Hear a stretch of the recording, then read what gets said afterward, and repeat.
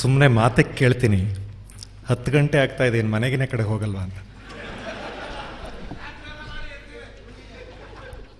ನಿಮ್ಮಂಥ ಪುಣ್ಯಾತ್ಮರಿರೋ ತನಕ ನಗೆಯ ಅಲೆ ನಿಲ್ಲೋದಿಲ್ಲ, ನಗೆಗೆ ಸಾವಿಲ್ಲ. ನಮಸ್ಕಾರ. ನಮ್ಮ ಸ್ನೇಹಿತರೆಲ್ಲ ಹೇಳ್ತಾ ಇದ್ದಾಗ ನಾನು ಅನ್ಕೋತಿದ್ದೆ, ಮನೆಗೆ ಮೊದಲನೇ ಮಗ ಆಗಬಾರ್ದು, ಸಭೆಗೆ ಕೊನೆ ಭಾಷಣಕಾರ ಆಗಬಾರ್ದು ಅಂತ. ಭಾಳ ಕಷ್ಟ. ಕೊನೆ ಭಾಷಣಕಾರನಾಗಿಯೂ ಮರ್ಯಾದೆ ಉಳಿಸ್ಕೊಂಡು ಹೊಳಕ್ಕೆ ಹೋಗೋದಿದೆಯಲ್ಲ, ತುಂಬ ಕಷ್ಟದ ಕೆಲಸ. ಆದರೆ ನಮಗೇನು ಅದರ ಬಗ್ಗೆ ಬಹಳ ಯೋಚನೆ ಇಲ್ಲ. ಯಾಕೆಂದರೆ 21 ವರ್ಷ ಕಾಲೇಜಲ್ಲಿ ಮೇಷ್ಟ್ರ ಕೆಲಸ ಮಾಡಿದ್ಮೇಲೆ ಯಾರು ಕೇಳ್ತಾರೋ ಬಿಡ್ತಾರೋ, ನಮ್ಮ ಪಾಡಿಗೆ ನಾವು ಊದೋ ಶಂಕ ಓದ್ತೀವಿ. ಅದೊಂಥರ ಅಭ್ಯಾಸ ಆಗಿರುತ್ತೆ. ಆದ್ದರಿಂದ ಸಿಕ್ಕಾಪಟ್ಟೆ ಮಾನ ಮರ್ಯಾದೆ ಅಂತ ತಲೆ ಕೆಡಿಸ್ಕೊಂಡ್ರೆ ಮಾತಾಡೋಕ್ಕಾಗಲ್ಲ. ಅದರಿಂದ ತೀರಾ ನಿಮ್ಗೆ ಈಗಲೂ ಎದ್ದು ಹೋಗಬೇಕು ಅಂತಂದರೆ ಮುಂದಿನ ಸಾಲಲ್ಲಿ ಕೂತಿರೋರೇ ಎದ್ದು ಹೋಗಿ, ನಾವೇನು ಬೇಜಾರು ಮಾಡ್ತೀವಿ, ಏನು ಬೇಜಾರು ಮಾಡ್ಕೊಳ್ಳಲ್ಲ. ಗೆಳೆಯರೆಲ್ಲ ಹೇಳ್ತಾ ಇದ್ರು, ಹಾಸ್ಯನ ಹುಡುಕೊಂಡು ಹೋಗಬೇಕಾಗಿಲ್ಲ, ಎಲ್ಲೆಲ್ಲೋ ಸಿಗ್ತವೆ ಅಂತ, ಹಾದಿಲ್ ಬೀದಿಲ್ ಸಿಗ್ತವೆ ಅಂತ. ನಾನು ಪದೇ ಪದೇ ಈ ಮಾತುಗಳನ್ನ ಹೇಳ್ತಿರ್ತೀನಿ. ಜಗತ್ತಿನಲ್ಲಿ ಎಲ್ಲರೂ ತಮಾಷೆ ಮಾಡ್ಕೊಂಡು, ಗೇಲಿ ಮಾಡ್ಕೊಂಡು, ಲೇವಡಿ ಮಾಡ್ಕೊಂಡು ಬದುಕದೇ ಇದ್ರೆ ಜಗತ್ತು ಸುಂದರವಾಗಿರೋದಿಲ್ಲ. ಎಲ್ಲರೂ ಒಂಥರ ಮೂಲವ್ಯಾಧಿ ಬಂದವ್ರ ಥರ ಹಿಂಗೆ ಓಡಾಡೋದು ಜಗತ್ತಲ್ಲ, ಅದು ಸಂತೋಷ ಇರೋದಿಲ್ಲ ಅದರಲ್ಲಿ. ಆದ್ದರಿಂದ ಎಲ್ಲರೂ ಯಾರನ್ನೂ ಲೇವಡಿ ಮಾಡಬೇಕಪ್ಪ, ಲೇವಡಿ ಮಾಡಬೇಕು. ನಾನು ನನ್ನ ಗ್ರಾಮೀಣ ಜನಗಳ ಬಗ್ಗೆ ಏನೇನೋ ತಮಾಷೆ ಪ್ರಸಂಗಗಳನ್ನ ಹೇಳ್ತೀನಿ. ಸತ್ಯವಾಗಿಯೂ ನನ್ನ ಕರುಳು ಬಳ್ಳಿ, ಅದು ಲೇವಡಿ ಮಾಡೋಕ್ಕೆ ಸಾಧ್ಯ ಇಲ್ಲ, ನಾನು ಲೇವಡಿ ಮಾಡೋಕ್ಕಾಗೋದಿಲ್ಲ. ಆದರೆ ಸುಮ್ಮನೆ ನೋಡ್ತಾ ಇದ್ರೆ ಎಂಥ ಸಂತೋಷ ಇರುತ್ತೆ, ಎಂಥ ಹಾಸ್ಯ ಇರುತ್ತೆ ಅಂತ. ಇದು ನೆನ್ನೆ ಮೊನ್ನೆ ನಡೆದ ಘಟನೆ. ನಮ್ಮ ಮನೆ ಹತ್ರ, ನಮ್ಮ ಮನೆಯಿಂದ ಸ್ವಲ್ಪ ಆ ಕಡೆ ಯಾರೋ ಒಬ್ರು ಹಳ್ಳಿಯವರು ವಾಸ ಮಾಡ್ಕೊಂಡಿದ್ದಾರೆ. ಅವ್ರು ನಮ್ಮ ಮನೆ ಹತ್ರ ಬಂದರು.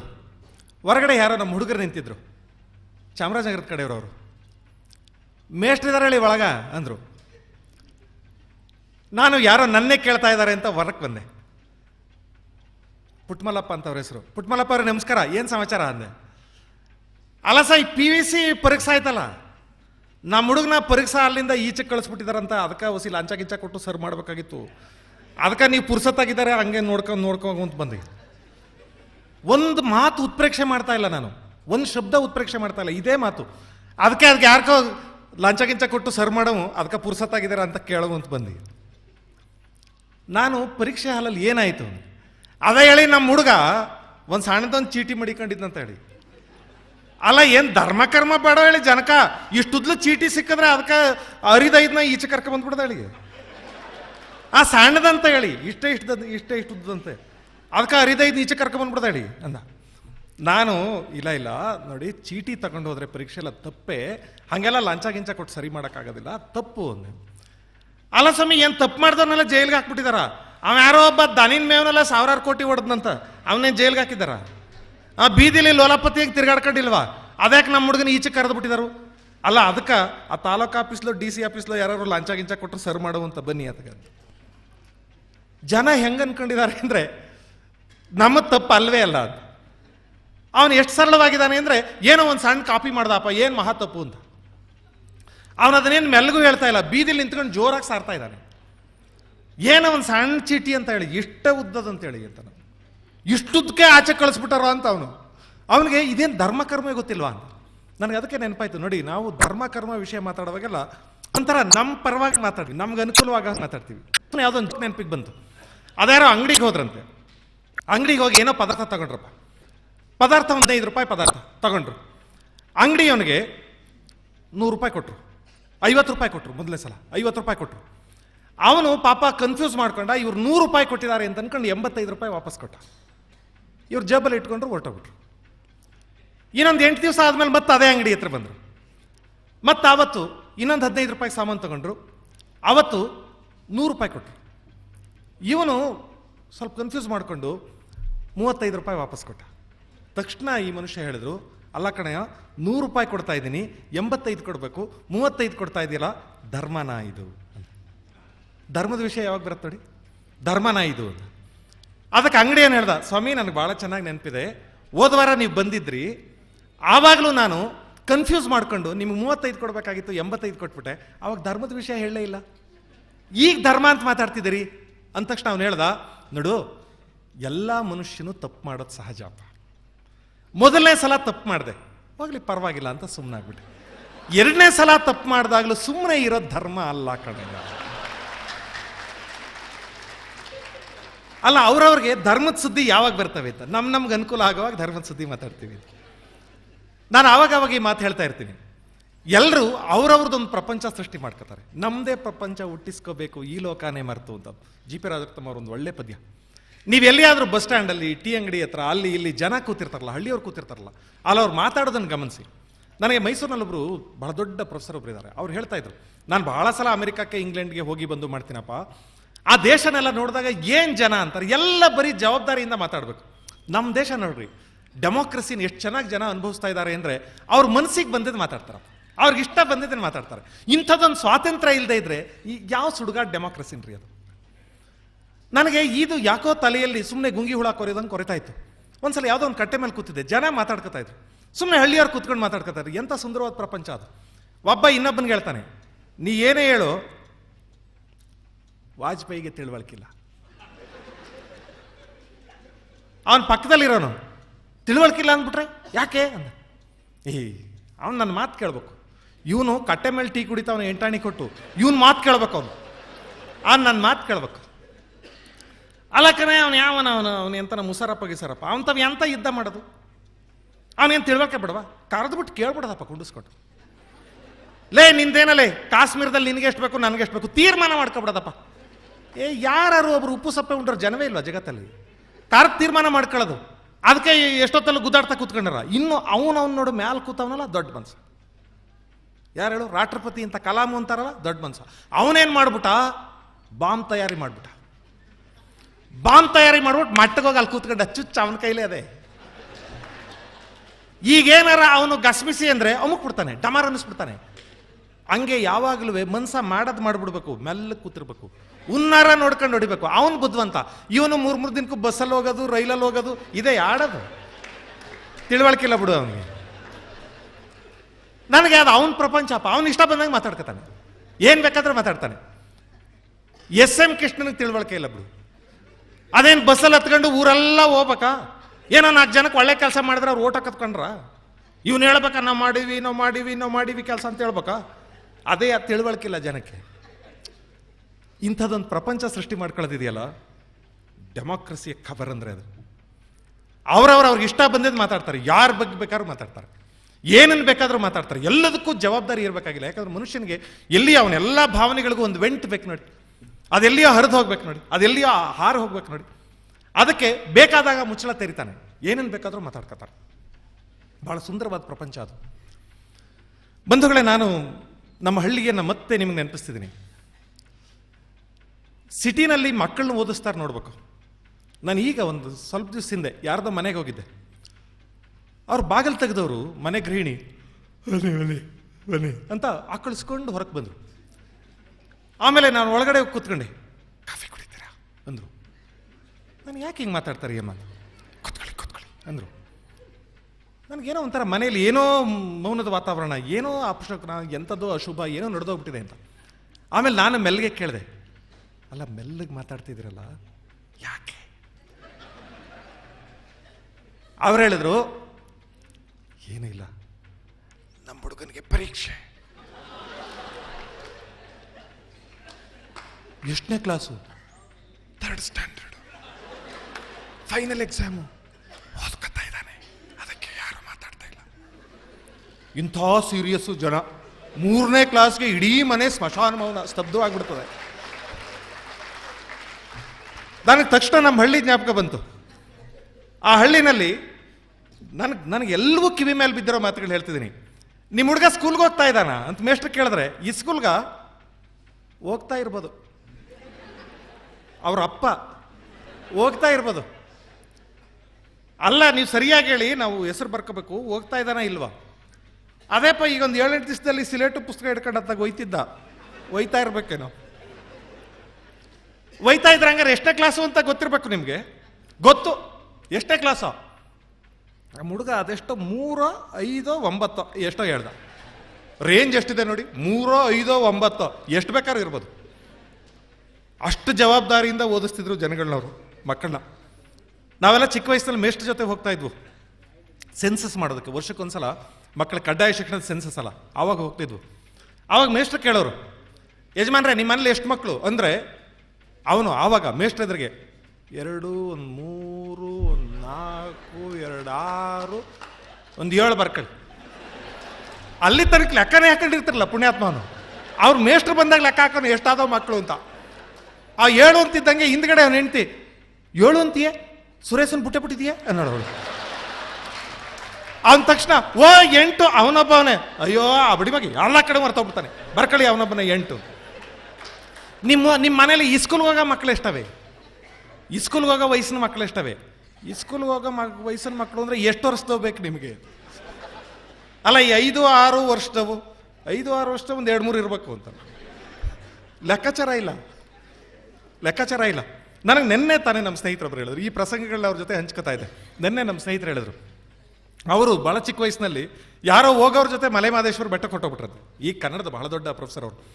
ಹೋಗೋರ ಜೊತೆ ಮಲೆ ಮಹದೇಶ್ವರ ಬೆಟ್ಟಕ್ಕೆ ಹೋಗ್ಬಿಟ್ರಂತೆ. ಅವ್ರ ಅಪ್ಪನಿಗೆ 8 ದಿವಸ ಆದಮೇಲೆ ನಮ್ಮ ಹುಡುಗ ಎಲ್ಲೋ ಇಲ್ವಲ್ಲ ಅನ್ನಿಸ್ತಂತೆ. ದೊಡ್ಡ ಕುಟುಂಬಗಳು ನೋಡಿ ಎಲ್ಲೋ ಇಲ್ವಲ್ಲ ಅಂತ ಅನ್ನಿಸ್ತಂತೆ. ಆಮೇಲೆ ಇವನು 10-12 ದಿವಸ ಬಿಟ್ಟು ಮನೆಗೆ ಬಂದಾಗ, ನೀನು ಇರಲಿಲ್ವಾ ಮನೇಲಿ ಅಂತ ಕೇಳಿದ್ನಂತೆ. ಅಂಥ ಜವಾಬ್ದಾರಿಯಿಂದ ಮಕ್ಕಳನ್ನ ಬೆಳೆಸ್ತಾ ಇದ್ರು. ನಾನು ಅದಕ್ಕೆ ಭಾಳ ಸಲ ಹೇಳ್ತೀನಿ, ನಾವೆಲ್ಲ ತುಂಬ ಆಕಸ್ಮಿಕವಾಗಿ ಓದ್ದವರಷ್ಟೇ. ನಾವು ಅಥವಾ ನಮ್ಮ ಹಿಂದಿನ ತಲೆಮಾರಿನವರೆಲ್ಲ ಆಕಸ್ಮಿಕವಾಗಿ ಓದ್ದವ್ರು ಅಷ್ಟೇ, ಅಕಸ್ಮಾತ್ ಓದ್ದೋ ಅಷ್ಟೇ. ನಾವು ಎಲ್ಲಾದರೂ ಸ್ಕೂಲಿಗೆ ಬರದೇ ಹೋಗಿದ್ದಿದ್ರೆ ಯಾರೂ ತಪಸ್ ಮಾಡ್ತಿರ್ಲಿಲ್ಲ, ಯಾರೂ ತಲೆ ಕೆಡಿಸ್ಕೊತಿರ್ಲಿಲ್ಲ. ನನಗೆ ಗೊತ್ತಿದೆ, ಮೇಷ್ಟ್ರೆ ನಮ್ಮ ಹುಡುಗ ಸ್ಕೂಲಿಗೆ ಬರ್ತಾವನ ಅನ್ನೋರು, ಅವರು ಎಲ್ಲ ಬರ್ತಾ ಇಲ್ವಾ ಹೋಗಲು ಬಿಡಿ ಆ ಕಡೆ. ಅವನೇನು ಬರ್ತಾ ಇಲ್ವಾ, ಯಾಕೆ ಬರ್ತಾ ಇಲ್ಲ ಅಂತ ಏನಂತಿರ್ಲಿಲ್ಲ, ಬರ್ತಾ ಇಲ್ವಾ ಹೋಗಲು ಬಿಡಿ, ಒಳ್ಳೇದಾಯ್ತು ಬಿಡಿ ಯಾಕೆ, ಅಯ್ಯೋ ಅವನಿಗೇನು ಹಣೆದು ಬರ ಚೆನ್ನಾಗಿಲ್ಲ ಬಿಡಿ. ನಮ್ಮಲ್ಲಿ ಇದೊಂದು ಮಾತಿದೆ ನೋಡಿ, ಹಣೆ ಬರ ಚೆನ್ನಾಗಿಲ್ಲ ಅಂತ. ನಮ್ಮ ಕಾಲೇಜಲ್ಲಿ ಭಾಳ ಸಲ ಹುಡುಗರಿಗೆ ಕೆಲಸ ಮಾಡ್ತಾರೆ. ಪರೀಕ್ಷೆಯಲ್ಲಿ ಪಾಸ್ ಆಗ್ಬಿಟ್ಟ ಅಂತ ಇಟ್ಕೊಳ್ಳಿ, ಒಳ್ಳೆ ರಿಸಲ್ಟ್ ಬಂತು, 90% ಬಂದಿದೆ, 85% ಬಂದಿದೆ. ಅವನು ಯಾವೆಲ್ಲರೂ ಸಿಕ್ಕಿದಾಗ ಕಂಗ್ರಾಟ್ಸ್ ಕಣೆ 85% ತಗೊಂಡಿದೆಯಲ್ಲ ಅಂದರೆ, ಸರ್ ಕಷ್ಟಪಟ್ಟು ಓದಿದೆ ಸರ್, ತುಂಬ ಕಷ್ಟಪಟ್ಟು ಓದಿದ್ದೀನಿ ಸರ್. ಅಕಸ್ಮಾತ್ ಫೇಲ್ ಆಗಿದ್ದ ಅಂತ ಇಟ್ಕೊಳ್ಳಿ, ನೋಡಿದ್ರೆ ಗೊತ್ತಾಗುತ್ತೆ, ಮುಖ ನೋಡಿದ್ರೆ ಗೊತ್ತಾಗುತ್ತೆ. ನಮ್ಮ ತಪ್ಪಿಸ್ಕೊಂಡು ಓಡಾಡ್ತಿರ್ತಾನೆ, ಆವಾಗಲೇ ಗೊತ್ತಾಗುತ್ತೆ. ನಾವು ಸಾಮಾನ್ಯ ಕೇಳೋಕೆ ಹೋಗೋದಿಲ್ಲ, ತಪ್ಪಿಸ್ಕೊಂಡು ಓಡಾಡ್ತಿದ್ದಾನೆ ಅಂದರೆ ಇಂದೇನೋ ಹಿಂಗೆ ಅಂತ. ಅವ್ನು ಕೇಳಿದ್ರೆ ಅವನು ಅಲ್ಲೇ ಹೇಳ್ತಾನೆ, ಏನೋ ರಿಸಲ್ಟು ಅಂದರೆ, ಸರ್ ಅದೇ ಸರ್ 3 ಆಗವೆ 2 ಚೊಂಬು ಸರ್ ಅಂತ. ಯಾಕೋ ಹಿಂಗೆ ಮಾಡ್ಕೊಂಡೆ ಅಂದ್ರೆ ಅವ್ನ ತಕ್ಷಣ ಹೇಳೋದು, ಯಾಕೋ ಸರ್ 2-3 ವರ್ಷದಿಂದ ಹಣೆ ಬರವೇ ಚೆನ್ನಾಗಿಲ್ಲ ಸರ್, ಏನಾದ್ರು ಕೆಲಸ ಮಾಡಲಿ ಯಾವುದು ಸರಿಯಾಗಿ ನಡೆಯೋಕ್ಕಿಲ್ಲ ಸರ್, ನಾನು ನೋಡ್ತಾನೆ ಇದ್ದೀನಿ, ಕಷ್ಟಪಟ್ಟೆ ಓದಿದ್ದೆ ಸರ್, ಹಣೆ ಬರ ಚೆನ್ನಾಗಿಲ್ಲ ಸರ್. ಪಾಸ್ ಆದರೆ ಅವನು ಓದ್ದೆ ಅಂತಾನೆ, ಫೇಲ್ ಆದರೆ ಹಣೆ ಬರ ಚೆನ್ನಾಗಿಲ್ಲ ಅಂತಾನೆ. ಭಾರತೀಯರಿಗೆ ಪರಂಪರಾಗತವಾಗಿ ಬಂದಂಥ ತಿಳುವಳಿಕೆ ಇದು. ನಾವೇನಾದರೂ ಮಾಡಿದ್ವು, ನಾನೇ ಮಾಡಿದೆ ಅಂತೀವಿ. ಇಂಗ್ಲೀಷ್ನಲ್ಲಿ ಒಂದು ಬಹಳ ಒಳ್ಳೆ ಮಾತಿದೆ, success has many fathers, failure is a bastard ಅಂತ. Success has many fathers, failure is a bastard. ಏನಾದ್ರು ಯಶಸ್ಸಾದರೆ ಮನುಷ್ಯ, ಭಾಳ ಜನ ನನ್ನಿಂದ ಅಂತ ಹೇಳ್ಕೊಳ್ಳೋರು ಭಾಳ ಜನ ಇರ್ತಾರೆ. ಫೇಲ್ಯೂರ್ ಆಗ್ಬಿಟ್ರೆ ಬೇವರ್ಸಿ ಅದು, ಅದಕ್ಕೆ ಯಾರೂ ನನ್ನಿಂದ ಅಂತ ಹೇಳೋರು ಇರೋದಿಲ್ಲ. ಅವನು ಹಂಗೆ ಮಾಡಬಾರ್ದಾಗಿತ್ತ ನನ್ನ ಮಗ ಅಂತ ಇನ್ಯಾರ್ಯಾರ ಮೇಲೆ ಹೇಳಕ್ಕೆ ಶುರು ಮಾಡ್ತಾರೆ. ಬದುಕು ಹೀಗೆ ಗಮನಿಸ್ತಾ ಹೋಗ್ತಿದ್ರೆ ಇಲ್ಲಿಯೇ ಹಾಸ್ಯ ಹುಟ್ಟುತ್ತೆ, ಇಲ್ಲೆಲ್ಲಿಯೋ ಮಧ್ಯದಲ್ಲಿ ಹಾಸ್ಯ ಸಿಗುತ್ತೆ. ನಾನು ಇನ್ನು ಹೆಚ್ಚೊತ್ತು ಮಾತಾಡೋದಿಲ್ಲ, ಕೊನೆ ಭಾಷಣಕಾರ ನಾನು, ನಿಮ್ಮ ತಾಳ್ಮೆ ಪರೀಕ್ಷೆ ಮಾಡಬಾರ್ದು. ಕಡೆಯಲ್ಲಿ ಯುಗಾದಿ ಸಂದರ್ಭ ಆದ್ದರಿಂದ ಯುಗಾದಿಗೆ ಸಂಬಂಧಪಟ್ಟ ಒಂದು ಹಾಡು ಹೇಳಿ ಮುಗಿಸ್ತೀನಿ. ನಾನೇ ಬರೆದ ಒಂದು ಹಾಡು, ಜಿ ಪಿ ಅದನ್ನು ಬೇಕಾದ್ರೆ ಹೇಳ್ತೀನಿ. ಜಿ ಪಿ ರಾಜರತ್ನಂ ಅವರ ರತ್ನನ ಪದಗಳ ಧಾಟಿಯಲ್ಲಿ ಬರೆದ ಹಾಡು.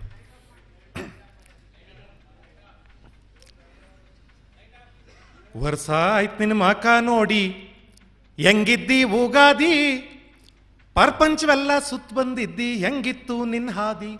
ವರ್ಷ ಆಯ್ತು ನಿನ್ನ ಮಕ ನೋಡಿ ಹೆಂಗಿದ್ದಿ ಉಗಾದಿ, ಪ್ರಪಂಚವೆಲ್ಲ ಸುತ್ತ ಬಂದಿದ್ದಿ ಹೆಂಗಿತ್ತು ನಿನ್ನ ಹಾದಿ. ಏನಂದೆ ಇಲ್ಲಿ ಏಗಕ್ಷೇಮ ಹೆಂಗೈತೆ ಅಂತೀಯ, ಏನಂದೆ ಇಲ್ಲಿ ಏಗಕ್ಷೇಮ ಹೆಂಗೈತೆ ಅಂತೀಯ. ಹೇಳ್ತೀನಿ ಕೂತ್ಕೊ ಮಧ್ಯ ಬ್ಯಾಸರಾದ್ರೆ ಎದ್ಗಿದ್ದೋಗ್ಬಿಟ್ಟೀಯ. ತುಂಬೆ ನಿಂಬೆ ಗಿಡದಂತೋರು ಒಬ್ರು ಕಾಣ್ತಾ ಇಲ್ಲ, ತುಂಬೆ ನಿಂಬೆ ಗಿಡದಂತೋರು ಒಬ್ರು ಕಾಣ್ತಾ ಇಲ್ಲ. ಸುತ್ತಮುತ್ತ ಪಾರ್ಥೇನಿಯಮ್ಮು ಕಿತ್ರು ಸಾಯಾಕಿಲ್ಲ. ಭೂಮಿ ತುಂಬ ಬುಸ್ಗುಡ್ತಾವೆ ಅಪನಂಬಿಕೆಯ ಬಾಂಬು, ಭೂಮಿ ತುಂಬ ಬುಸ್ಗುಡ್ತಾವೆ ಅಪನಂಬಿಕೆಯ ಬಾಂಬು. ತಾಯಿ ಮಕ್ಕಳಲ್ಲಿ ನಂಬಿಕೆ ಇಲ್ಲ, ಹಬ್ಬೈತಿ ಸದಾ ಹಂಬು. ಈ ದುಡ್ಡಿಗೆ ಇಂಥ ದೂರಾಂಕಾರ ಎಂದು ಬಂದಿರ್ನಿಲ್ಲ, ಈ ದುಡ್ಡಿಗೆ ಇಂಥ ದೂರಾಂಕಾರ ಎಂದು ಬಂದಿರ್ನಿಲ್ಲ. ಇಲ್ದೋರ್ ಪಾಲಿಗೆ ಬರೀ ಬೇವು, ಇದ್ದೋರ್ಗೇನೆ ಬೆಲ್ಲ. ದೊಡ್ಡ ದೊಡ್ಡ ರೂಪಾಯಿ ನೋಟ್ಗಳೆಲ್ಲ ಮೀಸೆ ತಿರುಗಿಸ್ತಾವೆ, ದೊಡ್ಡ ದೊಡ್ಡ ರೂಪಾಯಿ ನೋಟ್ಗಳೆಲ್ಲ ಮೀಸೆ ತಿರುಗಿಸ್ತಾವೆ. ₹1 ಮೈ ಮುಟ್ ನೋಡು ತ್ಯಾಪೆ ಹಾಕಂಡಾವೆ, ₹1 ಮೈ ಮುಟ್ ನೋಡು ತ್ಯಾಪೆ ಹಾಕಂಡಾವೆ. ವಿದ್ಯಾವಂತರು ಬುದ್ಧಿನೆಲ್ಲ ದುಡ್ಡಿಗೆ ಮಾರ್ಕಂತವ್ರೆ, ವಿದ್ಯಾವಂತರು ಬುದ್ಧಿನೆಲ್ಲ ದುಡ್ಡಿಗೆ ಮಾರ್ಕಂತವ್ರೆ, ಅಡ್ಡಾದಿಡ್ಡಿ ದುಡ್ಡು ಮಾಡ್ಬಿಟ್ಟಿ ನಿದ್ದೆ ಗೆಟ್ಕೊಂಡವ್ರೆ. ಭೂಮಿ ಮ್ಯಾಗಳ ಸಂಪತ್ನೆಲ್ಲ ಗೋರ್ಕಣ್ಣೆಕ್ಕಂತವ್ರೆ, ಭೂಮಿ ಮ್ಯಾಗಳ ಸಂಪತ್ನೆಲ್ಲ ಗೋರ್ಕಣ್ಣೆಕ್ಕಂತವ್ರೆ. ನಾಳ್ಗೆ ಬರೋ ಪೀಳಿಗೆ ಬಾಯಿಗೆ ಕುಕ್ಕೆ ಅಲ್ವಾ ದ್ಯಾವ್ರೆ, ನಾಳ್ಗೆ ಬರೋ ಪೀಳಿಗೆ ಬಾಯಿಗೆ ಕುಕ್ಕೆ ಅಲ್ವಾ ದ್ಯಾವ್ರೆ. ಗೋವುಗಳೆಲ್ಲ ಗೂಟ ಹೊಡ್ಕೊಂಡು ಗೊಂತ್ನಾಗ್ ಬಿದ್ಕೊಂಡಾವೆ, ಗೋವುಗಳೆಲ್ಲ ಗೂಟ ಹೊಡ್ಕೊಂಡು ಗೊಂತ್ನಾಗ್ ಬಿದ್ಕೊಂಡಾವೆ. ಹಾವುಗಳೆಲ್ಲ ಹುತ್ತ ಬಿಟ್ಬಿಟ್ಟು ಆಚೆ ತಿರುಗಾಡ್ತಾವೆ. ನನ್ನ ಮಾತು ಕೇಳಿ ಭೂಮಿ ಮ್ಯಾಗೆ ಒಳ್ಳೆಯರೊಬ್ರು ಇಲ್ಲ, ಅಂದ್ಕೋಬೇಡ ಮಳೆ ಬೆಳೆ ಇನ್ನೂ ಆಯ್ತಾದಲ್ಲ, ಅಂದ್ಕೋಬೇಡ ಮಳೆ ಬೆಳೆ ಇನ್ನೂ ಆಯ್ತಾದಲ್ಲ. ಹಬ್ಬಕ್ಕೇನು ಊಟ ಅಂದ್ಯ ಒಬ್ಬಟ್ಟು ಹುಳಿಯನ್ನ, ಹಬ್ಬಕ್ಕೇನು ಊಟ ಅಂದ್ಯ ಒಬ್ಬಟ್ಟು ಹುಳಿಯನ್ನ, ರಾತ್ರಿ ಅನ್ನ ಬಾಕಿ ಉಳಿದ್ರೆ ಹೊತ್ತಾರೆಗ್ ಚಿತ್ರಾನ್ನ. ಸೆರಗ್ನಾಗೇನೋ ಗಂಟಾಕಿದ್ದಿ ಬೇವು ಬೆಲ್ಲ ತಾನೆ, ಸೆರಗ್ನಾಗೇನೋ ಗಂಟಾಕಿದ್ದಿ ಬೇವು ಬೆಲ್ಲ ತಾನೆ. ಸಕಲೆಂಟ್ ಜನಕ್ಕೂ ಸಮನಾಗಿ ಹಂಚಿ ಹತ್ತು ನಿನ್ನ ಮ್ಯಾನೆ. ಮುಂದಿನ ವರ್ಷ ಹೆಂಗೂ ತಿರ್ಗಾ ಬಂದೇ ಬತ್ತಿ ಎಲ್ಲ, ಮುಂದಿನ ವರ್ಷ ಹೆಂಗೂ ತಿರ್ಗಾ ಬಂದೇ ಬತ್ತಿ ಎಲ್ಲ. ಕೂತ್ಕೊಂಡಾಗ ದೀಟಲ್ಲಾಗಿ ಮಾತಾಡಾನ ಎಲ್ಲ. ವರ್ಷ ಆಯ್ತು ನಿನ್ನ ಮಕ ನೋಡಿ ಹೆಂಗಿದ್ದಿ ಉಗಾದಿ, ಪರ್ಪಂಚವೆಲ್ಲ ಸುತ್ತ ಬಂದಿದ್ದಿ ಹೆಂಗಿತ್ತು ನಿನ್ನ ಹಾದಿ, ಪರ್ಪಂಚವೆಲ್ಲ ಸುತ್ತ ಬಂದಿದ್ದಿ ಹೆಂಗಿತ್ತು ನಿನ್ನ ಹಾದಿ. ಈಗ ನೆನಪಾಗ್ತಾ ಇದೆ ಹೇಳ್ತೀನಿ. ಇದು ಈಗೊಂದು 8 ದಿವಸದಿಂದ ಮೈಸೂರಿನಲ್ಲಿ ಯಾವುದೋ ಹೋಟ್ಲ್ ಹತ್ರ ಕೇಳಿದ ಮಾತು. ನನಗೆ ಈ ಹೋಟ್ಲಿಗೆ ಇಟ್ಲ ಹತ್ರ ಒಂದು 5-6 ಜನ ಕೂತಿದ್ದಾರೆ ಅಂದರೆ ಸುಮ್ಮನೆ ಆದರೂ ನಿಂತ್ಕೊಂಡು ಕೇಳ್ತೀನಿ. ಕೆಲವು ಸಲ ಏನಾದರೂ ಒಂದು ಇಂಟ್ರೆಸ್ಟಿಂಗ್ ಟಾಪಿಕ್ ಶುರು ಆಗುತ್ತೆ. ಈ ಅದ್ವಾನಿಯವರ ರಥಯಾತ್ರೆ ಶುರು ಆಗಿತ್ತು. ಅದಕ್ಕೆ ಯಾವನೋ ಒಬ್ಬ ಭಾಳ ಚೆನ್ನಾಗಿ ಹೇಳ್ದ, ಎಲೆಕ್ಷನ್ ಬತ್ತಲ್ಲ ಈಗ ನೋಡು ಕೋಣ ಎಮ್ಮೆ ನಾಯಿ ಹಾವು ಹಂದಿ ಎಲ್ಲ ಜೊತೆ ಆಯ್ತವೆ. ಪಕ್ಷಾಂತರಕ್ಕೆ ಎಷ್ಟು ಒಳ್ಳೆ ವ್ಯಾಖ್ಯಾನ ಒಂದು ಅಂತ. ಕೋಣ ನಾಯಿ ಹಂದಿ ಎಮ್ಮೆ ಹಾವು ಎಲ್ಲ ಜೊತೆ ಆಯ್ತವೆ. ಇಲ್ಲಿ ಗಂಟ ನೋಡು ಪೌರಿದ್ದಾಗ ಹೊಂದ್ಕೊಂಡ್ರೆ ಹೊಂದ್ಕಾಗೋದಿಲ್ಲ, ಈಗ ಎಲ್ಲ ಜೊತೆ ಆಯ್ತವೆ ಅಂದ. ನಾನು ಏನೋ ಚೆನ್ನಾಗಿದೆ ಮಾತು ಅಂತ ಸುಮ್ಮನೆ ಒಂಟ್ಬಿಟ್ನಲ್ಲಪ್ಪ ಅದ್ವಾನಿ ಅಂದ. ಒಂಟ್ಬಿಟ್ಟ ಅದ್ವಾನಿ. ಏನಪ್ಪ ಎಲ್ಗೆ ಅಂದ. ರಥ ತಗ ಹೊಂಟ್ಬಿಟ್ನಲ್ಲ. ಅದೇ ಸರಿ ಕಣೆ ಎಲ್ಗೆ ಅಂದ. ಒಯ್ತಾನೆ ಮ್ಯಾಗ್ಮನಾಗಿ ಕಾಶ್ಮೀರ್ ಗಂಟ. ಇವನಿಗೆ ಅದ್ವಾನಿ ಅಂದ್ರೆ ಯಾರು ಅಂತ ಗೊತ್ತಿಲ್ಲ. ನೀ ಹಂಗಂದಲ್ಲ, ಹಂಗಂದ್ರೆ ಯಾರು ಅಂತ. ಫೋಟೋ ನೋಡೋಕ್ಕಿಲ್ವಾ, ಟಿವಿ ನೋಡೋಕ್ಕಿಲ್ವಾ, ಪೇಪರ್ ಓದಕ್ಕಿಲ್ವಾ ನೀನು? ಇದೇ ಮಾತು ಅವನು ಹೇಳಿದ್ದು. ಫೋಟೋ ನೋಡೋಕ್ಕಿಲ್ವಾ, ಪೇಪರ್ ಓದೋದಿಲ್ವಾ, ಟಿವಿ ನೋಡೋದಿಲ್ವಾ ನೀನು? ಅಲ್ಲ ಕಡೆಲೆ ಈ ಬಟ್ಟೆ ಅಂಗಡಿ ಆಚೆ ಕಡೆ ಒಂದು ಗಾಜ್ ಹಾಕ್ಬಿಟ್ಟು ಒಳಗೆ ಗೊಂಬೆ ನಿಲ್ಲಿಸ್ದಂಗಿರ್ತಾರಲ್ಲ, ಹಂಗವ್ನು ನೋಡು ಅದ್ವಾನಿ ಅಂತ. ಕೋಟು ಕಚ್ಚೆ ಹಾಕ್ಬಿಟ್ಟು ನಿಲ್ಸಿರಕ್ಕಿಲ್ವಾ ಗೊಂಬೆ ಗಾಜ್ನೊಳಗೆ, ಹಂಗವ್ನು ನೋಡು, ಅವನೇ ಅದ್ವಾನಿ. ನಾ ಕಾಣಪ್ಪ ಅವನು ಯಾರೋ ಅಂದ ಅವನು. ನಿನ್ಗೆಲ್ಲಿ ಗೊತ್ತಾದದು? ಕನ್ನಡ ಫಿಲ್ಮ್ದಲ್ಲಿ ಒಬ್ಳು ಅದ್ವಾನಿ ಲಕ್ಷ್ಮೀದೇವಿ ಅಂತ ಮಾಡ್ತಿದ್ಲು, ಅವ್ರ ಅಣ್ಣ ಅಂದ. ಅವ್ರ ಅಣ್ಣ. ಇವನು ಬುದ್ಧಿವಂತ ಅಷ್ಟೊತ್ತನ ಕೂತಿದ್ನಲ್ಲ, ಹಾ ಗೊತ್ತಾಯ್ತು ಮಕ್ಕದು ಆಲ್ಕೇನು ಹಂಗೆ ಅದೇ ಅಂದ. ಇವನ್ ಬುದ್ಧಿವಂತ, ಯಾಕೆ ನಾನು ಯಾಕೆ ದಡ್ಡ ಅಂತ ತೋರಿಸ್ಕೋಬೇಕು ಅಂತ. ಅದ್ಭುತವಾದ ಜನ ಮಾತ್ರ ಅವರವ್ರ ವ್ಯಾಖ್ಯಾನ ಮಾಡ್ತಾ ಇರ್ತಾರೆ. ಬಂಧುಗಳೇ, ಕೊನೆಯಲ್ಲಿ ಕೇಳಿದ್ರಿ ಅಂತ ಬುಡ್ಬುಡಿಕೆ ಅದನ್ನು ಹೇಳಿ ಮುಗಿಸ್ಬಿಡ್ತೀನಿ. ಜನ ಎಷ್ಟು ಚೆನ್ನಾಗಿ ಮಾತಾಡ್ತಾರೆ ಅಂತ. ಅದರಲ್ಲೂ ಯಾರೋ ಬುಡ್ಬುಡಿಕೆಯವರು ಸುಡುಗಾಡ್ಸಿದ್ರು, ಬಸ್ ಸ್ಟ್ಯಾಂಡಲ್ಲಿ ಹಾವಾಡ್ಸೋರು ಮಾತಾಡ್ತಾ ಇರ್ತಾರೆ ನೋಡಿ. ಜನ ಸೇರಿಸ್ತಾರಲ್ಲ. ನಮಗೆ ಕ್ಲಾಸಲ್ಲಿ ಅಟೆಂಡೆನ್ಸ್ ಅನ್ನೋದು ಇಲ್ಲದೆ ಇದ್ದರೆ ಯಾವ ಹುಡುಗರು ನಮ್ಮ ಪಾಠ ಕೇಳೋಕೆ ಕೂತ್ಕೊಳ್ಳಲ್ಲ. ನಮ್ಮ ಸ್ಟೂಡೆಂಟ್ ಆಗಿದೆ ಕೃಷ್ಣಮೂರ್ತಿ ಇಲ್ಲಿದ್ದಾರೆ ಕೇಳಿಬೇಕಾದ್ರೆ ಯಾರು ಕೂತ್ಕೊಳ್ಳಲ್ಲ, ಹೊಟ್ಟೋಗ್ಬಿಡ್ತಾರೆ. ನಾವು ಅದಕ್ಕೆ ಅಟೆಂಡೆನ್ಸ್ ಇಟ್ಕೊಂಡಿರ್ತೀವಿ. 75% ಇರಬೇಕು, ಕಟ್ ಮಾಡಿಬಿಡ್ತೀವಿ ಅಂತ ಇದ್ದರೆ ಅವ್ನು ಕೂತ್ಕೊತಾನೆ. ಆದರೆ ಬಸ್ ಸ್ಟ್ಯಾಂಡಲ್ಲಿ ಹಾವಾಡ್ಸೋನಿಗೆ ಯಾವ ಅಟೆಂಡೆನ್ಸ್ ಇರಲ್ಲ, ಜನ ಸೇರಿಸ್ತಾನೆ ನೋಡಿ ಅವನು. ಅದ್ಭುತವಾದ ಮಾತುಗಾರ. ಡಿಗ್ರಿ ಇಲ್ಲ ಅವನ ಹತ್ರ, ಯಾವ ಡಿಗ್ರಿಗಳು ಇಲ್ಲ. ನಮ್ಮ ಹತ್ರ ಡಿಗ್ರಿ ಇರ್ತವೆ, ಪ್ರಯೋಜನ ಇರೋದಿಲ್ಲ ಎಷ್ಟೋ ಸಲ. ಅದಕ್ಕೆ ರಾಜರತ್ನಮ್ಮ ಯಾವಾಗಲೂ ಒಂದ್ಸಲ ಸುಮ್ಮನೆ ಹೀಗೆ ಮಾತಾಡ್ತಾ ಹೇಳಿದ ಮಾತು, ಅವ್ರ ಮಗಳು ನೋಡೋದಕ್ಕೆ ಯಾರೋ ಗಂಡು ಬಂದಿದ್ದಂತೆ. ಅವ್ರ ಹೆಂಡತಿ ರಾಜರತ್ನಮ್ಮ ಹೇಳ್ತಾ ಇದ್ರಂತೆ, ಹುಡುಗ ತುಂಬ ಡಿಗ್ರಿ ಮಾಡಿದ್ದಾನೆ, ಒಪ್ಕೊಂಬಿಡ್ರಿ, ಹುಡುಗ ತುಂಬ ಡಿಗ್ರಿ ಮಾಡಿದ್ದಾನೆ, ಒಪ್ಕೊಂಬಿಡ್ರಿ ಅಂತ. ರಾಜರತ್ನಮ್ಮ ನಿಂಗೆ ಗೊತ್ತಾಗಲ್ಲ ಸುಮ್ಮನಿರು ಅಂದ್ರೆ, ಇಲ್ಲ ಕಣ್ರಿ ನಾನು ನೋಡಿದೆ ತುಂಬ ಡಿಗ್ರಿ ಇವೆ, ಒಪ್ಕೊಂಬಿಡ್ರಿ. ತಕ್ಷಣ ರಾಜರತ್ನಮ್ಮ ಹೇಳಿದಂತೆ, ಡಿಗ್ರಿ ಇರೋರಿಗೆಲ್ಲ ಕೊಡಬೇಕು ಅಂದ್ರೆ ಥರ್ಮಾಮೀಟ್ರಿಗೂ ಅವಪ್ಪ 110 ಡಿಗ್ರಿ ಕೊಡೋಕ್ಕಾಯ್ತದ. ಹಂಗೆ ಇರ್ತವೆ ಡಿಗ್ರಿ, ಎಲ್ಲೆಲ್ಲ ಇರ್ತವೆ, ಅವನ್ನೆಲ್ಲ ಭಾಳ ಲೆಕ್ಕಕ್ಕೆ ಹಾಕೊಳಕ್ಕಾಗದು. ನನಗೆ ಈ ಡಿಗ್ರಿವಂತರಿದಾರಲ್ಲ, ಬೀದಿಲಿ ಹೋಗೋರು, ಮಾತಾಡ್ತಾ ಹೋಗೋರು, ಎಂಥ ಅದ್ಭುತವಾಗಿ ಮಾತಾಡ್ತಾರೆ ಅಂತ. ಅವ್ರ ಮಾತಿನ ಒಂದು ಸಣ್ಣ ಸ್ಯಾಂಪಲ್ ಅಷ್ಟೆ. ಲಕ್ಷ್ಮೀ ವಿಚಾರ, ಲಕ್ಷ್ಮೀ ವಿಚಾರ, ಧನ ಲಕ್ಷ್ಮೀ ವಿಚಾರ.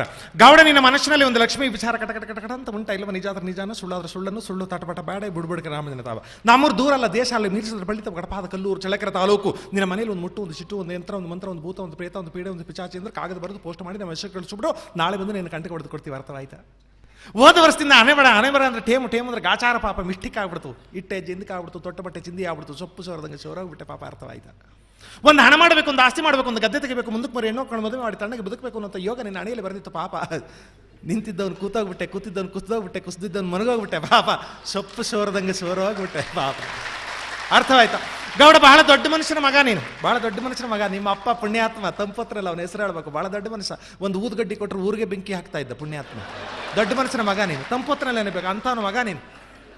ಗೌಡ ನಿನ್ನ ಹೆಸರು ಮಹಾದೇವ ಸ್ವಾಮಿ. ಮಹಾದೇವ ಸ್ವಾಮಿ ಅನ್ನೋ ಹೆಸರಿಗೆ ಮೇಷ, ವೃಷಭ, ಮಿಥುನ, ಕಟಕ, ಸಿಂಹ, ಕನ್ಯಾ, ತುಲಾ, ವೃಶ್ಚಿಕ, ಧನಸ್ಸು, ಮಕರ, ಕುಂಭ, ಮೀನ. ಮಹಾದೇವ ಸ್ವಾಮಿ ಅನ್ನೋ ಹೆಸರಿಗೆ ಕುಂಭರಾಶಿ. ನೀನು ಮಾಡಿದ ಕೆಲಸ ರೈಟ್ ಆಗುತ್ತೆ, ಅದು ಮಿಸ್ಟೇಕ್ ಇಲ್ವಾ ಅಂತ ಕೇಳ್ತೀಯಾ? ನಾನು ಹೇಳ್ತೀನಿ, ಒಂದು ಮಾತು ಕೇಳಬೇಕು. ಮಂಗಳವಾರ ದಿವಸ ಮುಖಚಾರ ಮಾಡಬೇಡ, ಬುಧವಾರ ದಿವಸ ಹೊಸ ಬಟ್ಟೆ ಹಾಕಬೇಡ, ಬೇಸವಾರ ದಿವಸ ಬಡಗಲಾಗಿ ಪ್ರಯಾಣ ಹೋಗಬೇಡ. ಅರ್ಥವಾಯ್ತು? ಗೌಡ ನಾನು ಯಾವ್ಯಾವ ಊರು ಸುತ್ತ ಬಂದದ್ದು ಗೊತ್ತುಂಟು? ಅಡಗೂರು, ಬಡಗೂರು, ಬಿಡಗೂರು, ಕುಡುಗೂರು, ಒಬ್ಬರು, ದಿಬ್ಬೂರು, ಎಬ್ಬೂರು, ತಿಬ್ಬೂರು, ಅಳಿಯೂರು, ಉಳಿಯೂರು, ಮಲಿಯೂರು, ಎಲಿಯೂರು, ಆಲೂರು, ಬೇಲೂರು, ಮಾಲೂರು, ಚೇಳೂರು, ಸುತ್ತೂರು, ಕಿತ್ತೂರು, ಮುತ್ತೂರು, ಎತ್ತೂರು, ಹಿರಿಯೂರು, ಸಿರಿಯೂರು, ಸರಗೂರು, ಬರಗೂರು, ಬೆಂಗಳೂರು, ಮಂಗಳೂರು, ತಿಂಗಳೂರು, ತಿಪ್ಟೂರು, ಕಲ್ಲೂರು, ಕೊಲ್ಲೂರು, ಮುಳ್ಳೂರು, ಹುಲ್ಲೂರು. ಇಷ್ಟು ಊರು ನೀ ಮಾತಾಡಬೇಡ. ಯಾವ್ಯಾವ ಕೆರೆಗೆ ಹೋಗಿದ್ದು ಬಂದ್ಬಿಟ್ಟು ಅರಕೆರೆ, ಬರ್ಕೆರೆ, ಬರ್ಕೆರೆ, ಕಲ್ಕೆರೆ, ಕಟ್ಟಿಕೆರೆ, ಗೊಟ್ಟಿಕೆರೆ, ಅದು ಸುಳೆಕೆರೆ, ಸುಟ್ಟಿಕೆರೆ, ಅದು ಅಲ್ಕೆರೆ, ಎಲ್ಲ ಕೆರೆಗೆ ಹೋಗಿದ್ದು ಬಂದ್ಬಿಟ್ಟು ಯಾವ್ಯಾವ ಘಟ್ಟಕ್ಕೆ ಹೋಗಿದ್ದುಂಟ? ದೊಡ್ಡ ಘಟ್ಟ, ದಬ್ಬೆಘಟ್ಟ, ಮಲ್ಲಘಟ್ಟ, ಮಸಾನಘಟ್ಟ, ಗಂಗನಘಟ್ಟ, ಕುನನಘಟ್ಟ, ಹುಣಸೆಘಟ್ಟ, ಕರಿಘಟ್ಟ, ಎಲ್ಲ ಘಟ್ಟ ಸುತ್ತು ಬಂದು ನೀನು ಮಾತಾಡಬೇಡ. ನೀನು ಅರ್ಥವಾಯ್ತಾ? ಗೌಡ ನಾನು ಒಂದು ಮಾತು ಹೇಳ್ತೀನಿ ಕೇಳಬೇಕು. ನಿನಗೆ ಆಗದೇ ಇರತಕ್ಕಂಥ ಒಂದು ಮೀಶಿಕೊನೆ ಅಂದ್ರೆ ಅರ್ಥವಾಯ್ತಾ? ಒಂದು ಗಂಡಸ ಜಾತಿ ಈ ಊರಿನಲ್ಲಿ ನಿನಗೆ ಎದುರು ಬಿದ್ದಿರೋದು ಉಂಟಾ ಇಲ್ವಾ? ನಿಜಾದ್ರ ನಿಜಾನು, ಸುಳ್ಳಾದ್ರ ಸುಳ್ಳನ್ನು, ಸುಳ್ಳು ತಟವಾಟ ಬೇಡ, ಈ ಬಿಡುಗಡೆ ರಾಮದಿನ ತಾವು. ನಾನು ನಿನ್ನ ಹಣ ಕೇಳೋದಿಲ್ಲ, ಆಸ್ತಿ ಕೇಳೋದಿಲ್ಲ, ಒಡವೆ ಕೇಳೋದಿಲ್ಲ, ಬಂಗಾರ ಕೇಳೋದಿಲ್ಲ. 3 ತೊಲೆ ಬೆಳ್ಳಿ, 3 ತೊಲೆ ಬಂಗಾರ, 3 ತೊಲೆ ಕಬ್ಬಿಣ ತಂದು ಕೊಟ್ಬಿಡು, ಗಟ್ಟಿ ಅಂತ ಮಾಡಿ ನಿಮ್ಮ ಬಲಗೆರೆ ಅಟಕೆ ಕೊಟ್ಬಿಡ್ತೀನಿ. 3 ತೊಲೆ ಬೆಳ್ಳಿ, 3 ತೊಲೆ ಬಂಗಾರ, 3 ತೊಲೆ ಕಬ್ಬಿಣ ಅಂದ್ರೆ ಎದಿವಾಡಿ ಶಾಪಿಡ ಪಕೋಡ. 3 ತೊಲೆ ಬೆಳ್ಳಿ ಅಂದ್ರೆ 3 ಬೆಳ್ಳುಳ್ಳಿ, 3 ತೊಲೆ ಬಂಗಾರ ಅಂದ್ರೆ 3 ಅರಿಶಿನ ಕೊನೆ, 3 ತೊಲೆ ಕಬ್ಬಿಣ ಅಂದ್ರೆ 3 ತುಂಡು ಇದ್ರಲ್ಲಿ ತಂದು ಕೊಟ್ಬಿಡು, ಗಟ್ಟಿ ಅಂತ ಮಾಡಿ ನಿಮ್ಮ ಬಲಗೆ ರಟ್ಟಿಗೆ ಕಟ್ಟಿಬಿಡ್ತೀನಿ. ಬಕ್ಕ ನನ್ನ ಮಗ ನಿನ್ನ ವೈರಿ ಮುಂದಿನ ಅಮಾವಾಸ್ಯೆ ಒಳಗೆ ಮಂಗಳವಾರ ದಿವಸ ನಿನ್ನ ಮನೆ ಮುಂದೆ ಬಂದು ಮಠ ಮಠ ಮಠ ಮಠ ಮಧ್ಯಾಹ್ನದಲ್ಲಿ ಪಕ್ಕ ಪಕ್ಕ ಪಕ್ಕ ಅಂತ ರಕ್ತಕಾರಿ ಪ್ರಾಣ ಬಿಟ್ಟಿಲ್ಲ ಅಂದ್ರೆ ಬಿಡುಬಿಡ್ಕೆ ರಾಮದಿನ ಮಾತು ಏನಾಯ್ತು ಅಂತ ಹೇಳಿ ಮುಂದಿನ ಸಲ ಈ ಊರಿಗೆ ಬಂದಾಗ ಒಂದು ಕುರಿನ, ಒಂದು ಕೋಳಿ, ಒಂದು ಆಡು, ಒಂದು ಎಮ್ಮೆ, 100 ರೂಪಾಯಿ, ಒಂದು ಫಲ, ಬತ್ತವಾರ ಆಗಿಯೋ ಜೋಳ ಕೊಟ್ಟು ಕಳಿಸ್ತಿ. ಇಲ್ಲ ಅಂದ್ರೆ ನಾಮರ್ದ ನನ್ನ ಮಗನೇ, ನನ್ನ ಮನೆ ಅಂಗಳ ಹತ್ತು ಬೇಡ ತೂ ಅಂತ ಊದು ಕಳಿಸ್ಬಿಡ್ತೀವಿ. ಪರಿಗೌಡ ನೀ ಮಾತಾಡಬೇಡ. ಜನಕ್ಕೆ ಜನ ಸೇರಿದ್ರೆ ಜಾತ್ರೆ ಆಯ್ತು, ಜನಕ್ಕೆ ಜನ ಸೇರಿದ್ರೆ ಜಾತ್ರೆ ಆಯ್ತು, ಮನಕ್ಕೆ ಮನ ಸೇರಿದ್ರೆ ಮಾತಾಯ್ತು. ನಿನ್ನಂಥ ಜಮೀನ್ದಾರನಿಗೆ ಕೂಡಿದ್ರು ಒಂದು ಕಣಜ, ಕಳೆದ್ರು ಒಂದು ಕಚ್ಚೆ ಪಾವಡೆ. ಅರ್ಥವಾಯ್ತು? ಮನೆಯಲ್ಲಿ ಲಕ್ಷ್ಮಿ ಇದ್ರೆ ಹೇಳು, ಬುಡುಬುಡಿಕೆ ರಾಮಜ್ಜ ಬಂದಿದ್ದಾನೆ, ಅವನಿಗೆ ಒಂದು ಜೋಡಿ ಮರದಲ್ಲಿ ಒಂದಿಷ್ಟು ಜ್ವಾಳನೋ ರಾಗಿನೋ ತಂದು ಕೊಡು ಅಂತ ಹೇಳು. ಹಾಗೆ ನಿಂದು ಯಾವುದಾದ್ರೂ ಒಂದು ಹಳೆಯ ಸರ್ಟು ಕೋಟಿದ್ರು ಕೊಡು, ನಿನ್ನ ಹೆಸರು ಹೇಳಿ ಊರೂರ ಮೇಲೆ ಮೆರವಣಿಗೆ ಮಾಡ್ತೀನಿ. ಅರ್ಥವಾಯ್ತು? ಎಂಥ ಅದ್ಭುತ ಕಲಾವಿದ ಅವನು. ಇದರಿಂದ ಜಾಸ್ತಿ ಕೇಳಿ ನನಗೆ ಬರಲ್ಲ ಮಾತು, ನಾನು ಅಭ್ಯಾಸ ಮಾಡ್ಕೊಂಡ್ರು ಅಷ್ಟೇ ಬರುತ್ತೆ. ಅವನು ಇಡೀ ದಿನ ಮಾತಾಡ್ತಾನೆ. ಎಂಥ ಅದ್ಭುತ ಕಲಾವಿದ ಅವನಂತ. ಬಂಧುಗಳೇ, ಜಗತ್ತಿನ ಎಲ್ಲ ಪ್ರಾಣಿಗಳಿಗಿಂತ ಮನುಷ್ಯನಿಗಿರುವ ಶ್ರೇಷ್ಠವಾದ ಗುಣ ಅಂದರೆ ಮನುಷ್ಯನಿಗೆ ನಗೋಕ್ಕೆ ಬರುತ್ತೆ ಅಂತ. ಇತ್ತೀಚಿನ ತನಕ ನಾವು ಮಾತಾಡೋಕ್ಕೆ ಬರುತ್ತೆ ಅಂತ ಹೇಳ್ತಿದ್ದೋ, ಈಗ ಗಿಳಿ ಪಳಿ ಎಲ್ಲ ಮಾತಾಡೋದು ಕಲ್ತ್ಕೊಬಿಟ್ಟಿವೆ. ಆದರೆ ನಗಕ್ಕೆ ಬರಲ್ಲ, ಗಿಳಿಗೂ ನಗಕ್ಕೆ ಬರಲ್ಲ, ಮನುಷ್ಯನಿಗೆ ನಗೋಕ್ಕೆ ಬರುತ್ತೆ. ನಗು ಒಂದು ಬಹಳ ದೊಡ್ಡ ಆಸ್ತಿ. ಯಾವ್ಯಾವ ಆಸ್ತಿನೋ ಉಳಿಸ್ಕೊಳಕ್ಕಾಗಲ್ಲ, ಆದರೆ ನಗುನ ಯಾರೂ ರೈಡ್ ಮಾಡೋಕ್ಕಾಗಲ್ಲ. ನಗುನ ಯಾರೂ ರೈಡ್ ಮಾಡೋಕ್ಕಾಗಲ್ಲ. ದೊಡ್ಡವ್ರು ಹೇಳಿರೋ ಮಾತು, ಬದುಕಿನಲ್ಲಿ ಯಾವಾಗಲೂ ಕಷ್ಟಗಳು ಬರ್ತವೆ. ಯಾವಾಗಲೂ ಕಷ್ಟಗಳು ಬಂದಾಗ ಅದನ್ನು ಅನುಭವಿಸಿದ್ರಾಯ್ತಪ್ಪ, ಅಥವಾ ಅದನ್ನು ನೋಡಿದ್ರಾಯ್ತು. What cannot be ended should be endured. ಯಾವುದನ್ನು ನೀವು ತಪ್ಸೋಕ್ಕಾಗೋದಿಲ್ವೋ ಅನುಭವಿಸ್ಬೇಕು. ಅಥವಾ ನಮ್ಮಂತೆ ಇನ್ಯಾರ್ಯಾರಿಗೋ ಎಷ್ಟೆಷ್ಟೋ ಕಷ್ಟಗಳು ಬಂದಿರ್ತಾವಪ್ಪ. ಶಿವರಾಮ್ ಕಾರಂತರು ಹೇಳಿದೊಂದು ಮಾತು ನನಗೆ ಯಾವಾಗಲೂ ಮನಸ್ಸಿನಲ್ಲಿದೆ. ಅವ್ರ ಮಗ ತೀರ್ಕೊಂಡಾಗ MV ಸೀತಾರಾಮಯ್ಯನವ್ರಿಗೊಂದು ಪತ್ರ ಬರೆದ್ರು, ದೊಡ್ಡವ್ರು ಹೆಂಗಿರ್ತಾರೆ ಅಂತ ಪತ್ರ ಬರೆದ್ರು. ಬೆಳೆದ ಮಗ ತೀರ್ಕೊಂಡ, ನನಗೆ ತುಂಬ ಬೇಸರ ಆಗಿದೆ, ನೀವು ದೊಡ್ಡವರು, ತಿಳಿವಳಿಕಸ್ತರು, ನಿಮಗೆ ಈ ದುಃಖವನ್ನು ಭರಿಸಿಕೊಳ್ಳುವಂಥ ಶಕ್ತಿಯನ್ನು ಭಗವಂತ ಕೊಡಲಿ ಅಂತ ಇವರು ಬರೆದರು. ಆ ಕಡೆಯಿಂದ ಒಂದು ಕಾರ್ಡಲ್ಲಿ ಶಿವರಾಮ್ ಕಾರಂತರು MV ಸೀತಾರಾಮಯ್ಯನವ್ರಿಗೆ ಪತ್ರ ಬರೆದರು. ಸೀತಾರಾಮಯ್ಯನವರೇ, ನಿಮ್ಮ ಪತ್ರ ಬಂದಿದೆ, ನನ್ನ ಬಗ್ಗೆ ನಿಮಗಿರುವ ಕಾಳಜಿಯಿಂದಾಗಿ ನನಗೆ ಸಂತೋಷ ಆಗಿದೆ. ನಾನಂತೂ ಇಷ್ಟು ತಿಳಿದುಕೊಂಡಿದ್ದೇನೆ, ಈ ಜಗತ್ತಿನಲ್ಲಿ ಬೆಳೆದ ಮಗನನ್ನು ಕಳೆದುಕೊಳ್ಳುತ್ತಿರುವ ಮೊದಲನೇ ತಂದೆ ನಾನಲ್ಲ. ಶಿವರಾಮ್ ಕಾರಂತರು ಯಾಕೆ ದೊಡ್ಡವರು ಅಂದರೆ ಇಷ್ಟು ಪುಸ್ತಕ ಬರೆದವ್ರೆ ಅಂತಲ್ಲ, ಅಷ್ಟೆಷ್ಟೋ ಪುಸ್ತಕಗಳ ಸಾರ ಸರ್ವಸ್ವ ಒಂದು ಮಾತಲ್ಲಿ ಗೊತ್ತಾಗ್ಬಿಡುತ್ತೆ ನೋಡಿ. ಅದರಿಂದ ಯಾರಾದರೂ ದೊಡ್ಡವರು, ಆ ದೊಡ್ಡವರು ನಮಗೆ ದಾರಿದೀಪ ಆಗ್ಬೇಕು. ಹೆಂಗೆ ದಾರಿದೀಪ ಆಗಬೇಕು ಅಂತ ದಯಾನಂದ್ ಕೇಳಿ ಇನ್ನೊಂದ್ಸಲ ಹೇಳ್ತಾರವ್ರು. ಅವ್ರ ದಾರಿದೀಪ ಆಗೋ ಕತೆ ಬೇರೆ. ಯಾರು ಗುರುಗಳು ಶಿಷ್ಯನಿಗೆ ಶಾಪ ಕೊಟ್ರಂತೆ, ನನಗೆ ಅನ್ಯಾಯ ಮಾಡಿದ್ಯಾ, ಮುಂದಿನ ಜನ್ಮದಲ್ಲಿ ಕತ್ತಲಲ್ಲಿ ಬೀದಿ ಬೀದಿ ಅಲೆಯುವ ನಾಯಿ ಆಗು ಅಂತ. ತಕ್ಷಣ ಶಿಷ್ಯ ಹೇಳಿದಂತೆ, ನಿಮ್ಮ ಶಾಪಾನುಸಾರ ನಾನು ನಾಯಿ ಆಗುತ್ತೇನೆ ಗುರುಗಳೇ, ಆದರೆ ನಾನು ಕತ್ತಲಲ್ಲಿ ಬೀದಿ ಬೀದಿ ಅಲೆಯುವಾಗ ನನಗೆ ಬೆಳಕು ತೋರಿಸಲು ನೀವು ಲೈಟ್ ಕಂಬ ಆಗಿರಿ ಅಂತ. ನಾಯಿಗಳು ಲೈಟ್ ಕಂಬಕ್ಕೆ ಏನು ಮಾಡ್ತವೆ ಅಂತ ಗೊತ್ತು ನಿಮಗೆ? ಶಾಪ ಕೊಡ್ತೀಯ ಮಗನೇ, ಸೇಡ್ ತೀರ್ಸ್ಕೊಂತೀನಿ ಅಂತ. ದೊಡ್ಡವ್ರ ದಾರಿದೀಪ ಆಗಬೇಕಾದದ್ದು ಹೀಗಲ್ಲ. ನಾಳೆ ಎಲ್ಲೋ ಬರೋ ಕಷ್ಟಗಳಿಗೆ ನಾವು ಇವತ್ತೇ ಕೂತ್ಕೊಂಡು ಅಳಬೇಕಾಗಿಲ್ಲ, ಕಷ್ಟಗಳು ಬಂದಾಗ ಅನುಭವಿಸಿದ್ರೆ ಸಾಕು. ಅದಕ್ಕೆ ಬೀಚಿಗೆ ಹೇಳಿದ್ದು, ಎಲ್ಲೋ ಹೊಳೆ ಸಿಗುತ್ತೆ ಅಂತ ಇಲ್ಲೇ ಪಂಚೆ ಎತ್ಕೊಂಡು ತಿರುಗಾಡಬೇಡಪ್ಪ. ಹೊಳೆ ಸಿಕ್ಕಾಗ ಪಂಚೆ ಎತ್ತಿದ್ರೆ ಸಾಕಲ್ವಾ? ಅಯ್ಯೋ ಹೊಳೆ ಸಿಕ್ಬಿಡುತ್ತೆ, ಅದಕ್ಕೆ ಇರ್ಲಿ ಅಂತ ಈಗಲೇ ಪಂಚೆ ಎತ್ತಿದ್ದೀನಿ ಅಂತ ಊರೆಲ್ಲ ಪಂಚೆ ಎತ್ಕೊಂಡು ತಿರುಗಾಡಬೇಡ, ಆಕ್ವರ್ಡ್ ಆಗುತ್ತೆ. ಬಂಧುಗಳೇ, ನಗು ನಮ್ಮ ಆಸ್ತಿ. ನೀವು ನಮಗೆ ಕೊಡೋ ಆಸ್ತಿ, ನಾವು ನಿಮಗೆ ಕೊಡೋ ಆಸ್ತಿ, ಪರಸ್ಪರ ಹಂಚಿಕೊಂಡು ಎಲ್ಲರೂ ಸಂತೋಷವಾಗಿರುವಂಥ ಆಸ್ತಿ. ಹಿರಿಯರಾದ ಶ್ರೀ ಷಡಕ್ಷರಿ ಅವರು ಇಲ್ಲಿಗೆ ಬಂದಿದ್ದಾರೆ. ಪಾರ್ವತಿ ಸುತ ಅಂತವರು ಬಹಳ ದೊಡ್ಡ ವಿದ್ವಾಂಸರು ಇಲ್ಲಿ ಈ ಸಭಾಂಗಣದಲ್ಲಿದ್ದಾರೆ. ನಿಮ್ಮೆಲ್ಲ ದೊಡ್ಡ ಮನಸ್ಸುಗಳ ಮುಂದೆ ಮಾತಾಡುವ ಗೌರವ ನನಗೆ ಸಂದ ಬಹಳ ಒಳ್ಳೆಯ ಗೌರವ ಅಂತ ಭಾವಿಸ್ತೇನೆ. ಎಲ್ರಿಗೂ ಉಗಾದಿಯ ಶುಭಾಶಯಗಳು. ನಮಸ್ಕಾರ.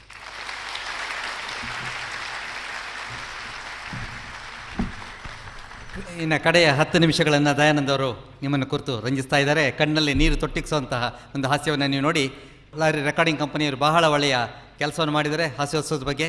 ಅವರಿಗೆ ಹೊಂಬಾಳೆ ಪ್ರತಿವಾರ ರಂಗಕ್ಕೆ ಇಲ್ಲಿ ಬೇರೆ ಬೇರೆ ಊರುಗಳಿಂದ, ಶಿವಮೊಗ್ಗದಿಂದ, ಚಿಂತಾಮಣಿಯಿಂದ, ಮಂಗಳೂರಿಂದ, ಮೈಸೂರಿಂದ ಬಂದಿರತಕ್ಕಂಥ ಎಲ್ಲ ಹಾಸ್ಯ ಪಟುಗಳಿಗೆ, ಸಭೆಯಲ್ಲಿರ್ತಕ್ಕಂಥ ತಮ್ಮೆಲ್ಲರಿಗೆ ಹೃತ್ಪೂರ್ವಕ ಧನ್ಯವಾದಗಳನ್ನು ಸಲ್ಲಿಸ್ತಾ ಇದ್ದೀನಿ.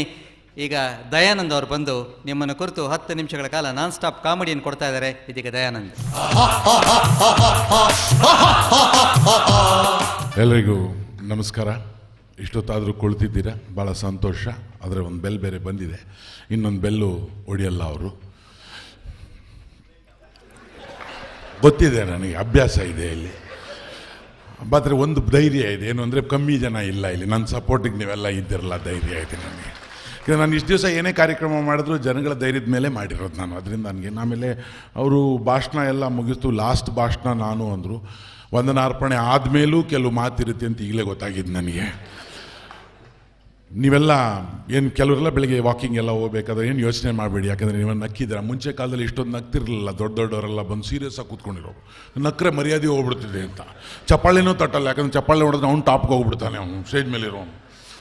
ಅವ್ನಿಗೇನು ಚಪ್ಪಾಳೆ ಹೊಡೆದು ನಾವು ಒಂದು ಹೊಡೆಯಲ್ಲ, ದೊಡ್ಡವರು. ಕೊನೆಗೆ ಏನಾಗುತ್ತೆ, ರಿಟೈರ್ ಆದ ತಕ್ಷಣ ಡಾಕ್ಟರ್ ಹತ್ರ ಹೋಗ್ತಾರೆ. ಏನು ಅಂದರೆ ಎಲ್ಲ BP ಎಲ್ಲ ಜಾಸ್ತಿ ಆಗಿದೆ, ನಿಮಗೆ ಕೊಲೆಸ್ಟ್ರಾಲ್ ಬಂದಿದೆ, ಏನು ಮಾಡಬೇಕು, ಏನು ಔಷಧಿ ಏನಿಲ್ಲ. ಬೆಳಗ್ಗೆ ಪಾರ್ಕ್ಗೆ ಹೋಗ್ಬಿಟ್ಟು ಒಬ್ಬರೇ ಚಪ್ಪಾಳೆ ಹೊಡ್ಕೊಂಡು ಒಬ್ಬರೇ ನಗ್ರಿ ಅಂತ. ಯಾಕಂದ್ರೆ ಯಾವಾಗ ಮಾಡಬೇಕು ಅದು ಮಾಡಲಿಲ್ಲ, ಅದಕ್ಕೆ ಸಾಲ ತೀರಿಸ್ಬೇಕಾಗ್ತದೆ ಅವರು. ನಿಮ್ಗೆ ಆ ಪ್ರಾಬ್ಲಮ್ ಬರೋದೇ ಇಲ್ಲ, ನಿಮ್ಗೆ ಯಾವ ರೋಗನೂ ಬರಲ್ಲ. ಇಷ್ಟೊತ್ತು ಎಲ್ರಿಗೂ ಚಪ್ಪಾಳೆ ಹೊಡೆದಿರಿ, ನಕ್ಕಿರಿ, ನಿಮ್ಗೆ ರೋಗ ಬರೋ ಚಾನ್ಸಸ್ ಇಲ್ಲ. ಯಾವ್ಯಾವ್ದ್ರ ಬಗ್ಗೆ ಏನೋ ಹಾಸ್ಯ ಮಾಡ್ತಾಯಿದ್ರು, ಭಾಳಷ್ಟು ಜನ ಹಾಸ್ಯ ಮಾತಾಡಿದ್ದಾರೆ ನೋಡಿ. ನಮ್ಗಳಿಗೆ ಕೆಲವು ಡೈಲಿ ರೊಟೀನ್ಸಲ್ಲಿ ಅನುಭವ ಭಾಳ ಆಗುತ್ತೆ. ಏನಂದರೆ ನಾನು ಸ್ವಲ್ಪ ಸಿನಿಮಾ TV ವಿಲೆಲ್ಲ ಮಾಡ್ತಾ ಇರೋದನ್ನ ಸಿಕ್ಕಿದಾಗ ಕೇಳ್ತಾರೆ, ಏನು ಅಂದರೆ ಏನು ಈ ನಡುವೆ ನೀವು ಕಾಣೋದೇ ಇಲ್ಲ ಅಂತ. ಇಷ್ಟು ದಪ್ಪ ಇದ್ದು ನಾನು ಕಾಣದೆ ಹೋದರೆ ಇನ್ನು ಎಷ್ಟಾದ್ಮೇಲೆ ಕಾಣ್ತಾರ ಅವ್ರಿಗೆ. ಆಮೇಲೆ ಇಲ್ಲ ಮಾಡ್ತಾ ಇದ್ದೀನಿ ಅಂತ ನಾನು, ಏನು ಅಂತ ನನಗೂ ಗೊತ್ತಿಲ್ಲ, ಯಾಕಂದರೆ ಅವ್ರು ಏನು ನೋಡ್ತಾರೋ ಗೊತ್ತಿಲ್ಲ. ಪ್ರೋಗ್ರಾಮ, TVನ, ಸಿನಿಮಾನೂ ಗೊತ್ತಿಲ್ಲ. ಎಲ್ಲಿ ಈ ನಡುವೆ ನಿಮ್ಮ ಸಿನಿಮಾನೇ ರಿಲೀಸ್ ಇಲ್ಲ ಅಂತ. ಏನು ನಾನು ಅದರಲ್ಲೇ ಪರ್ಮನೆಂಟ್ ಆಗಿದ್ದಂಗೆ. ಈ ನಡುವೆ ಪ್ರೋಗ್ರಾಮ್ ನಾನು ಕೋಇನ್ಸಿಡೆನ್ಸ್ಲಿ ನಾವೆಲ್ಲೂ ಇಡ್ಲಿ ತಿಂತಾ ಇರ್ತೀವಿ ರೋಡಲ್ಲಿ. ಅವಾಗ ಏನು ಇವ ನಡುವೆ ಏನಿಲ್ವಾ ಅಂದರೆ ನಮಗೆ ಫೀಲಿಂಗು ಏನು ಅಂದರೆ ಇವ್ನಿಗೆ ಪ್ರೋಗ್ರಾಮ್ ಇಲ್ಲ, ಅದಕ್ಕೆ ಫುಟ್ಪಾತಲ್ಲಿ ಇಡ್ಲಿ ತಿಂತಾ ಇದ್ದೇನೆ ಅಂತ ಅನ್ಕೊಂಡ್ಬಿಟ್ಟವನೇ ಅಂತ. ಪಾಪ ಅವ್ರು ಚೆನ್ನಾಗೇ ಕೇಳಿರ್ತಾರೆ, ನಮ್ಮ ಫೀಲಿಂಗ್ ಅದು ನಮಗೆ. ಏನು ಕಾಣೋದೇ ಇಲ್ಲ. ಆಮೇಲೆ TVಲೂ ಏನಿಲ್ಲ ಅಲ್ವಾ ಅಂತಿರ್ತಾರೆ. ಡಿಸೈಡೇ ಮಾಡಿಬಿಡ್ತಾರೆ ಅವರು, ಇನ್ನೂ ನೋಡೇ ಇರಲ್ಲ, ಸಾಯಂಕಾಲ ಮನೆಗೆ ಹೋಗಲ್ಲ. ಇದರ ಒಂದು ಲೇಡಿ ಸಿಕ್ಕಿದ್ರು ನನಗೆ, ಪರಿಚಯ ಮಾಡಿಸಿದ್ರು ಇವರು ದಯಾನಂದ್ ಅಂತ. ಏನು ಮಾಡ್ತೀರಿ ನೀವು ಅಂದರೆ ಸಿನಿಮಾಲಿ ಮಾಡ್ತೀನಿ. ಹೌದಾ, ಯಾವ ಸಿನಿಮಾಲಿ? ಕನ್ನಡ ಸಿನಿಮಾಲಿ. ಹೌದಾ, ಕನ್ನಡ ಸಿನಿಮಾಲಿ.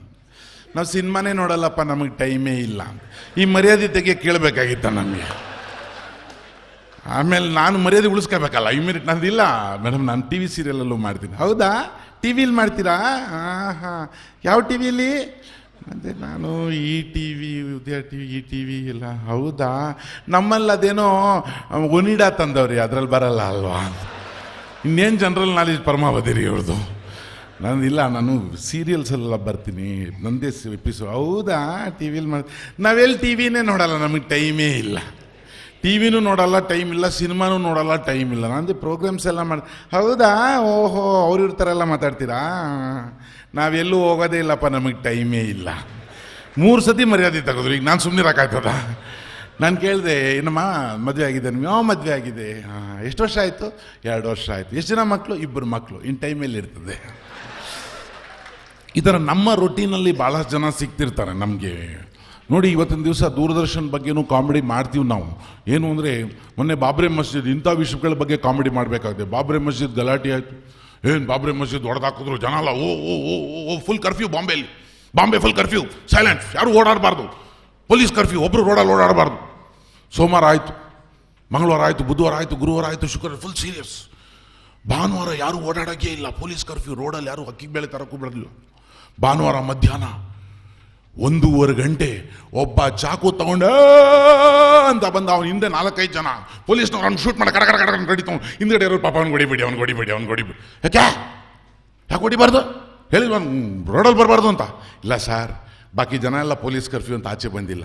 ಯಾಕೆಂದರೆ ಡೈಲಿ ನ್ಯೂಸಲ್ಲಿ ಹೇಳ್ತಾ ಇದ್ದಾರೆ, ಯಾರು ಆಚೆ ಬರಬಾರ್ದು, ಗಲಾಟೆ ಆಗಿದೆ ಅಂತ. ಇವನು ಪಾಪ ಮಾತು ಬರಲ್ಲ ಅವನಿಗೆ. ಇವನು ನ್ಯೂಸ್ ಬರೋದೇ 1:30 ಭಾನುವಾರ.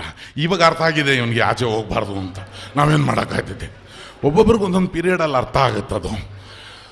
ಇನ್ನು ನಮ್ಮ ಸಿನಿಮಾ ಬಗ್ಗೆನೂ ಹಾಸ್ಯ ಮಾಡ್ತೀವಿ, ಹಾಸ್ಯ ಸಾಹಿತಿಗಳ ಬಗ್ಗೆನೂ ಹಾಸ್ಯ ಮಾಡ್ತೀವಿ. ಭಾಳಷ್ಟು ಸಾಹಿತಿಗಳು ಬಂದರು, ಮಾತಾಡಿದ್ರು, ಭಾಳಷ್ಟಿದೆ ಸಾಹಿತ್ಯದ ಬಗ್ಗೆ. ಒಬ್ಬ ಸಾಹಿತ್ಯ ಹತ್ರ ಹೋದ್ರು, ಸರ್ ನಿಮ್ಮ ಪುಸ್ತಕ ನನಗೆ ದಾರಿದೀಪ ಆಯಿತು ಸರ್. ಹೌದಾ, ಕೊಂಡ್ಕೊಂಡ್ರೆ ನೀವು? ಹ್ಞೂ ಸರ್ ಕೊಂಡ್ಕೊಂಡೆ. ನಮ್ಮೂರ ಕಡೆ ಫುಲ್ ಕತ್ಲೆ ಸರ್, ಒಂದೊಂದೇ ಪೇಜಿಗೆ ಬೆಂಕಿ ಹಚ್ಕೊಂಡು ಹೋದೆ ಸರ್. ಹಿಂಗೆ ನಿಮ್ಮ ಪುಸ್ತಕ ನಂಗೆ ದಾರಿದೀಪ ಆಯಿತು. ಇವತ್ತಿನ ದಿವಸ ಟಿ ವಿನಲ್ಲಿ ನೋಡಿ, ಸಾಯಂಕಾಲ ಆದ ತಕ್ಷಣವೇ ಭಾಳ ಜನಕ್ಕಿತ್ತು, ಸಾಯಂಕಾಲ 6:30-7 ಗಂಟೆ ಆಯ್ತಾ ಇದ್ದಗೇನೆ ಹಂಗಾಗ್ಬಿಡ್ತಾರೆ ಕೆಲವರು. ಅದೇನು ಮೂಡು ಕೆಲವ್ರದ್ದು ಬಹುಶಃ. ಅದು ಕೆಲವ್ರು ಏನಾಗ್ಬಿಡ್ತದೆ, ಡೈಲಿ ಆಗಿ ಸೆವೆನ್ ಟೈಮ್ಲಿ ಏನೂ ತಗೊಳ್ದೆ ಹೋದ್ರೆ 8 ಗಂಟೆ ಆದಮೇಲೆ ಚೆನ್ನಾಗಿದ್ರಾ? ಇಲ್ಲ ಸರ್ ನೀವೇನು ತಗೊಂಡಿಲ್ವಾ?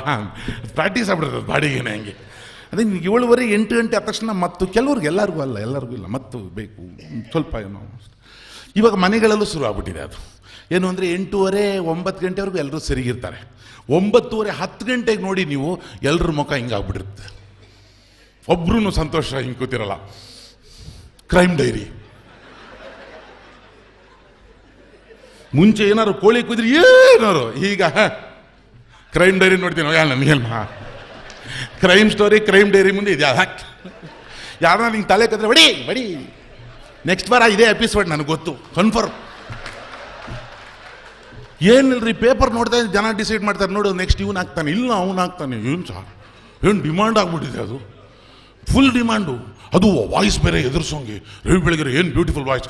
ಆದರೆ ಕೊನೆಗೆ ಆವತ್ತು ರಾತ್ರಿ ಕೊಲೆ ಆಗಿದ್ದು ಒಬ್ಬ ಮನುಷ್ಯ, ಕೋಳಿ ಥರ ಅವನ್ನ ಕತ್ತರಿಸ್ಬಿಟ್ರು. ಊಟಕ್ಕೆ ನಡಿ ಅಷ್ಟೇ, ನೆಕ್ಸ್ಟ್ ವಾರ ಕ್ರೈಮ್ ಡೈರಿಯಲ್ಲಿ ಬಂದ್ಬಿಡ್ತೀಯ ಅಂತ. ಬೈಯೋ ಸ್ಟೈಲೇ ಚೇಂಜ್ ಆಗ್ಬಿಟ್ಟಿದೆ ಮನೆಯಲ್ಲಿ. ಮುಂಚೆನೇ ಹಿಂಗೆ ಆದರೆ ಎತ್ಬಿಡ್ತೀನಿ ನಿನಗೆ ಅಂತ, ಇವಾಗ ಹಂಗಲ್ಲ, ಹಿಂಗೆ ಮಾಡು ಮಚ್ಚ ಅಷ್ಟೇ, ನೆಕ್ಸ್ಟ್ ವಾರ ಸ್ಟೋರಿ ಆಗ್ಬಿಡ್ತೀಯ ಅಷ್ಟೇ. ಸ್ಟೈಲ್ ಚೇಂಜ್ ಆಗ್ಬಿಟ್ಟಿದ್ದಾರೆ ಈ ಜನಗಳು. ಏನು ಸ್ಟೈಲ್ ಚೇಂಜ್ ಆಗ್ಬಿಟ್ಟಿದೆ. ನಮ್ಮ ಸ್ಟಾರ್ಗಳಿಗೂ ಐಡಿಯಾ ಬರುತ್ತೆ. ಏನು ಅಂದರೆ, ಏನಿದು ರವಿ ಬೆಳಗೆರೆಯವರೆಲ್ಲ ಫುಲ್ ಸ್ಟಾರ್ ಆಗಿಬಿಟ್ಟವ್ರೆ, ನಾವು ಯಾಕೆ ಆಗಬಾರ್ದು? ಪತ್ರಕರ್ತರೆಲ್ಲ ಪಾಪ ಬರೆಯೋರು, ಎಲ್ಲೋ ಓದೋರು, ಯಾರೋ ಅಲ್ಲಿ ಕಾಲಮ್ ಗಿಲಮಲ್ಲಿ ಇದ್ದರೆ ಅದು ಮಾತ್ರ ಗಿಸ್ಪಾತಲ್ಲಿ ಗೊತ್ತು. ಈಗೇನು ಓವರ್ ನೈಟ್ ಸ್ಟಾರು. ನಾವು ಫಿಲ್ಮ್ ಆರ್ಟಿಸ್ಟ್ ಹೆಂಗಿದ್ರು ಕೆಲಸ ಇಲ್ಲ, ನಾವು ಮಾಡಿದ್ರೆ ಹೆಂಗಿರುತ್ತೆ ಅಂತ.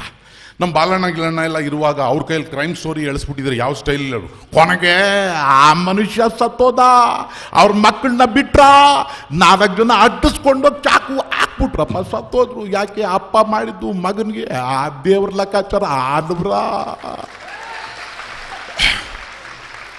ಏನೇನು ಆಗ್ಬೋದ್ರಿ? ನಮ್ಮ ಪ್ರಭಾಕರ್ ಫುಲ್ ಸ್ಟೈಲಾಗೆ ಮಾತಾಡೋದು ಯಾವಾಗಲೂ. ಅವರು ಕ್ರೈಮ್ ಡೈರಿ ಶುರು ಆಗೋಕ್ಕಿಂತ ಮುಂಚೆನೇ ಅವ್ರು ಕ್ರೈಮ್ನಲ್ಲಿದ್ದರು ಪಾಪ. ಅವ್ರು ಮಾತಾಡಿದ್ರೆ ಕ್ರೈಮ್ ಸ್ಟೈಲ್ ಅಂತಿರ್ತಾರೆ. ಅವರು ಜನ ರೆಡಿ ಆಗಿಬಿಡ್ತಾರೆ. ಪ್ರಭಾಕರ್ ಪಿಕ್ಚರ್ ಅಂದ ತಕ್ಷಣ ಕ್ರೈಮ್ಗೆ ರೆಡಿ ಆಗಿಬಿಟ್ಟಿರ್ತಾರೆ. 4 ಹೊಡ್ತಾ 25 ಹೊದತಾ, 4-5 ಜನ ಬಟ್ಟೆ ಬೀಸ್ದಂಗೆ ಬೀಸಿ, 3-4 ಜನಕ್ಕೆ ಚಾಕು ಹಾಕಿ ಆಚೆ ಬರೋವಾಗ ಇವರೇ ರೆಡಿ ಆಗಿರ್ತಾರೆ. ಏನೀಗ ಪ್ರಭಾಕರ್ ಪಿಕ್ಚರ್ ನೋಡ್ಕೊಂಬರ್ತಾ ಇದ್ದೀನಿ, ಹೋಗಿ ಆ ಕಡೆ ರೆಡಿ ಆಗಿಬಿಟ್ಟಿರ್ತಾರೆ. ಬ್ರೂಸ್ಲಿ ಪಿಕ್ಚರ್ ನೋಡಿದ್ರೆ ನೋಡಿ ಹಿಂಗೆ ಹೊಡಿತಾ ಇರ್ತಾರೆ, ಆಮೇಲೆ ಬ್ಯಾಂಡೇಜ್ ಹಾಕೊಂಡು ಓಡಾಡ್ತಿರ್ತಾರೆ. ಪ್ರಭಾಕರ್ ಸ್ಟೈಲೇ ಹಂಗಿತ್ತು. ಪ್ರಭಾಕರ್ ಬಂದರೆ, ಪ್ರಭಾಕರ್ಗೆ ಏನಾದ್ರು ಕ್ರೈಮ್ ಸ್ಟೋರಿ, ಕ್ರೈಮ್ ಡೈರಿ ಕೊಟ್ಬಿಟ್ಟಿದ್ರೆ, ಈ ಕೊಲೆ ಆಗಿದ್ದು 11ನೇ ತಾರೀಕು ರಾತ್ರಿನೇ ಕೊಲೆ ಯಾಕಾಗುತ್ತೆ? ಯಾಕೆಂದ್ರೆ ಕತ್ಲಿರುತ್ತೆ ಅದಕ್ಕೆ. ಆದ್ರೆ ಈ ಕತ್ಲನ್ನ ಮಾಡಿದವ್ರು ಯಾರು? ಪವರ್ ಕಟ್ಟು. 8 ಗಂಟೆ 9 ಗಂಟೆಗೆ ಪವರ್ ಕಟ್ ಮಾಡಿದ್ರೆ ಪರವಾಗಿಲ್ಲ, ರಾತ್ರಿ 10 ಗಂಟೆಗೆ ಪವರ್ ಕಟ್ ಅಂತ ಹೇಳಿದ ತಕ್ಷಣ ಎಲ್ಲ ಮರ್ಡರರ್ಸು ರೆಡಿ ಆದ್ರು. ಏನಕ್ಕೆ? ಸಾಯಿಸಕ್ಕೆ. Because of the government. ತಪ್ಪಲ್ವಾ?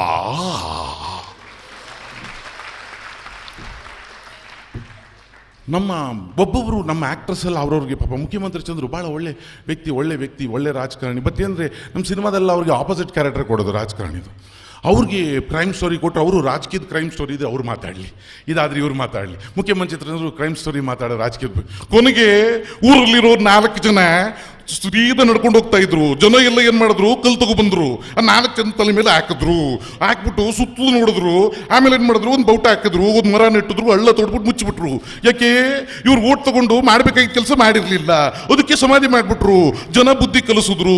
ಕಾಲ ಬಂದಾಗ ಜನ ಓಟ್ ಹಾಕಲ್ಲ, ಏಟ್ ಹಾಕ್ತಾರೆ ಅನ್ನೋದು ಇದೇ ಸಾಕ್ಷಿ. ಈ ವಾರದ ಕಾರ್ಯಕ್ರಮ ಇಲ್ಲಿಗೆ ಮುಗಿತು. ಬರೋವರ ಯಾರು ಸಾಯಿಸೋದು ಅಂತ ಹೇಳ್ತೀನಿ. ಉಲ್ವೇ ರಾಜ್ಕುಮಾರ್ ಅವರು ಬಹಳ ಭಾವನೆ ತುಂಬಿಕೊಂಡು ಮಾತಾಡ್ತಾರೆ. ಅವ್ರಿಗೇನಾದ್ರು ಕ್ರೈಮ್ ಸ್ಟೋರಿ ಕೊಟ್ಬಿಟ್ಟಿದ್ರೆ, ಕೊನೆಗೂ ಮನೆಯಲ್ಲಿರೋ ಹಿರಿ ಮಗ ಕೊಲೆ ಆಗೇ ಬಿಟ್ಟ. ಯಾಕೆ? ಯಾತಕ್ಕೋಸ್ಕರ ಕೊಲೆ ಆದ? ದೇಶಕ್ಕೋಸ್ಕರ ಆದ್ನೆ ಇಲ್ಲ, ರಾಜ್ಯಕ್ಕೋಸ್ಕರ ಆದ್ನೆ ಇಲ್ಲ, ಸಮಾಜಕ್ಕೋಸ್ಕರ ಆದ್ನೆ ಇಲ್ಲ. ಅವನ ಮಾಡಿದ ತಪ್ಪಿಗೆ ಅವನಾದ. ನೀವು ಯಾಕೆ ಅದನ್ನೆಲ್ಲ ನೋಡಕ್ ಹೋಗ್ತೀರಿ? ನಿಮ್ಮ ಪಾಡಕ್ಕೆ TV ಆಫ್ ಮಾಡಿ ಮನೆಗೆ ಹೋಗ್ರಿ. ಅವ್ರೇನೋ ಕೊಲೆ ಆಯ್ತು ಅಂದ್ರೆ ನೀವು ಯಾಕೆ ನೋಡಕ್ ಹೋಗ್ತೀರಿ? ಅದೆಲ್ಲ ನಮ್ಮ ಅಂಬರೀಷ್ ಫುಲ್ಲು ಲೈವ್. ಇವರು ಪ್ರಭಾಕರ್ ಸ್ಟೈಲಲ್ಲಿ ಹೇಳಿದ್ರೆ ಅವ್ರ ಪರ್ಫಾರ್ಮೆನ್ಸೇ. ಅವ್ರಿಗೇನಾದ್ರು ಕ್ರೈಮ್ ಡೈರಿ ಕೊಟ್ಬಿಟ್ಟಿದ್ರೆ, ಕೊನೆಗೂ 2 ಕೊಲೆ ಆಗ್ಬಿಟ್ರು. ಯಾಕೆ ಕೊಲೆ ಆದ್ರು? ನಾನೇ ಹೊರಹಾಕಿದೆ ಅವ್ರನ್ನ. ಯಾಕೆಂದ್ರೆ ತಪ್ಪು ಮಾಡಿದ್ರು. ಪೊಲೀಸ್ನವ್ರಿಗೆ ಯಾಕೆ ಕೊಡ್ಲಿಲ್ಲ? ಕೊಟ್ರೆ ಲಂಚ ತಗೊಂಡು ಬಿಟ್ಬಿಡ್ತಾರೆ. ಅದಕ್ಕೆ ಎಸ್, ನಾನೇ ಮುಗಿಸ್ಬಿಟ್ಟೆ. ಎಸ್, ಟಿವಿದು ಸ್ಪೀಕರ್ ಎಲ್ಲ ಅರ್ಧೋಗಿರ್ತದೆ. ಬರ್ ಇದನ್ನ ನಮ್ಮ ಶಂಕರ್ನಾಗ್ ಕೊಟ್ಟಿದ್ರೆ ಏನು ಸೆಂಟಿಮೆಂಟ್, ಎಲ್ಲದಕ್ಕೂ ಸೆಂಟಿಮೆಂಟ್ ಹಾಕ್ತಾರೆ ಶಂಕರ್ನ. ಭಾಳ ಸೀರಿಯಸ್ ಆಗಿ ವಿಚಾರವಂದರು, ಯಾವುದೇ ಇದ್ರೂ ವಿಚಾರ ಆಗ್ತಾರೆ ಅದರಲ್ಲಿ. ಅಂತ ಶಂಕರ್ನಾಗ್ ಏನಾದ್ರು ಕ್ರೈಮ್ ಡೈರಿ ಕೊಟ್ಟಿದ್ದಿದ್ರೆ, ಕೊನೆಗೂ ಕೋಪ ಎಂತ ಅನಾಹುತ ಮಾಡ್ತು ಗೊತ್ತಾ? ಅವತ್ತಿನ ದಿವಸ ಸಾಯಂಕಾಲ 6 ಗಂಟೆ ಕಷ್ಟಪಟ್ಟು ದುಡಿದು ಗಂಡ ಮನೆ ಬಾಗಿಲಿಗೆ ಬಂದು ಬಾಗಿಲು ತಟ್ಟ. ಬಾಗಿಲು ಒಳಗಡೆಯಿಂದ ಚಿಲ್ಕ ಹಾಕಿರಲಿಲ್ಲ, ತೆಗೆದೋಯ್ತು. ಗಂಡ ಒಳಗಡೆ ನೋಡಿದ್ರೆ ಹೆಂಡತಿ ಮಂಚದ ಮೇಲೆ ಮಲ್ಕೊಂಡಿದ್ದಾನೆ. ಪಕ್ಕದಲ್ಲಿ ಯಾವನೊಬ್ಬ ಮನುಷ್ಯ ನಿಂತಿದ್ದಾನೆ. ಗಂಡನಿಗೆ ಕೋಪ ಬಂತು. ಡೈನಿಂಗ್ ಟೇಬಲ್ ಮೇಲೆ ಚಾಕು ತಗೊಂಡು ತನ್ನ ಹೆಂಡತಿ ಪಕ್ಕದಲ್ಲಿರೋ ಆ ವ್ಯಕ್ತಿನ 2 ಮುಗಿಸ್ಬಿಟ್ಟ. ಇಂತಹ ಅಕ್ರಮ ಸಂಬಂಧಗಳು ಇರಬಾರ್ದು ಅಂತ 2 ಮಕ್ಕಳು ಅನಾಥರಾದರು. ಇವನ್ ಜೈಲಿಗೆ ಹೋದಾಗ ಕೊಲೆ ಮಾಡಿ ಅವರಿಬ್ಬರು ಮಣ್ಣಿಗೆ ಹೋದ್ರು. ಯಾರು ಯೋಚನೆ ಮಾಡಿದ್ರೆ ಈ ಮಕ್ಕಳ ಗತಿ ಏನಾಯ್ತು ಅಂತ. ಒಬ್ರು ಕೋಪ ಮಾಡ್ಕೊಂಡು ಕೊಲೆ ಮಾಡಿದ್ರು, ಆದ್ರೆ ಅವ್ರೇನು ತಪ್ಪು ಮಾಡಿದ್ರು? ಅವತ್ತಿನ ದಿವಸ ಮಧ್ಯಾಹ್ನ ಅವ್ರ ಹೆಂಡತಿಗೆ ತಲೆನೋವು ಬಂದಿತ್ತು. ಡಾಕ್ಟ್ರನ್ನ ಕರೆಸಿದ್ರು. ಡಾಕ್ಟರ್ ಬಂದು ನಾಡಿ ನೋಡ್ತಿದ್ರು. 5 ನಿಮಿಷ ಸಮಾಧಾನ ತಗೊಳ್ದೆ ಕೋಪ ಮಾಡ್ಕೊಂಡು ಡಾಕ್ಟ್ರನ್ನ ಇನ್ಯಾವುದೋ ತಪ್ಪು ಸಂಬಂಧ ಅಂತ ಹೇಳಿ ತನ್ನ ಹೆಂಡತಿನೂ ಒಳ್ಳೆ ಡಾಕ್ಟ್ರನ್ನು ಕೊಲೆ ಮಾಡ್ಬಿಟ್ಟ. ಕೋಪದ ಕೈಗೆ ಯಾವತ್ತೂ ಚಾಕು ಕೊಡಬಾರ್ದು, ಬುದ್ಧಿ ಕೊಡಬಾರ್ದು ಅಲ್ಲ. Thank you very much.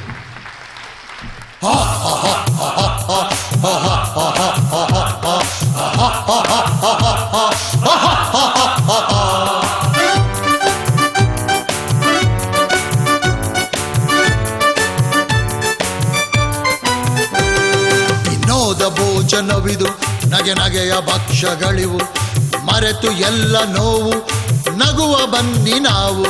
ವಿನೋದ ಭೋಜನವಿದು ನಗೆಯ ಭಕ್ಷ್ಯಗಳಿವು, ಮರೆತು ಎಲ್ಲ ನೋವು ನಗುವ ಬನ್ನಿ ನಾವು.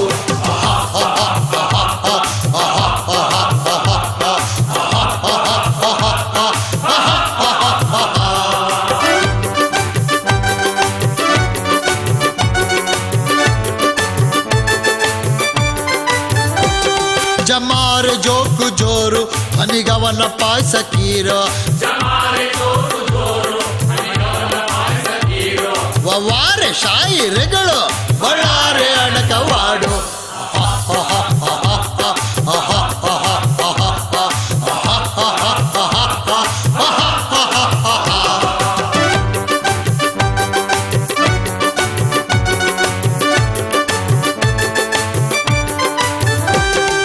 ಹರಟೆ ಮಲ್ಲರೆಲ್ಲ ಸೇರಿ ಬಂದರಿಲ್ಲೇ, ಹರಟೆ ಮಲ್ಲರೆಲ್ಲ ಸೇರಿ ಬಂದರಿಲ್ಲೇ, ಮಾಡ್ತಾರೆ ಸ್ಟ್ಯಾಂಡರ್ಡ್ ಜೋಕೆ.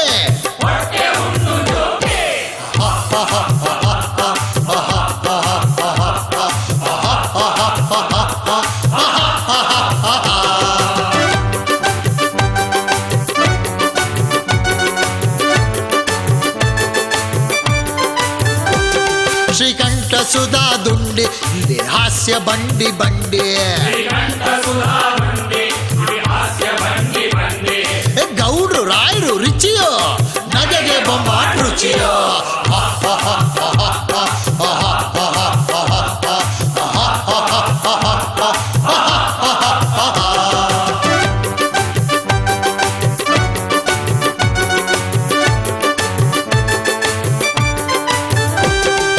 ಲಕ್ಷ್ಮಣ್ ಬೇಗು ಮೂರ್ತಿ ರಾಘು ಪ್ರಾಣೇಶ್ ಕೀರ್ತಿ ಲಕ್ಷ್ಮಣ್ ಬೇಗು ಮೂರ್ತಿ ರಾಘು ಪ್ರಾಣೇಶ್ ಕೀರ್ತಿ ಪಡೆದು ನಗೆಯ ಸ್ಫೂರ್ತಿ ಸಿಎಂ ನಕ್ರು ಪೂರ್ತಿ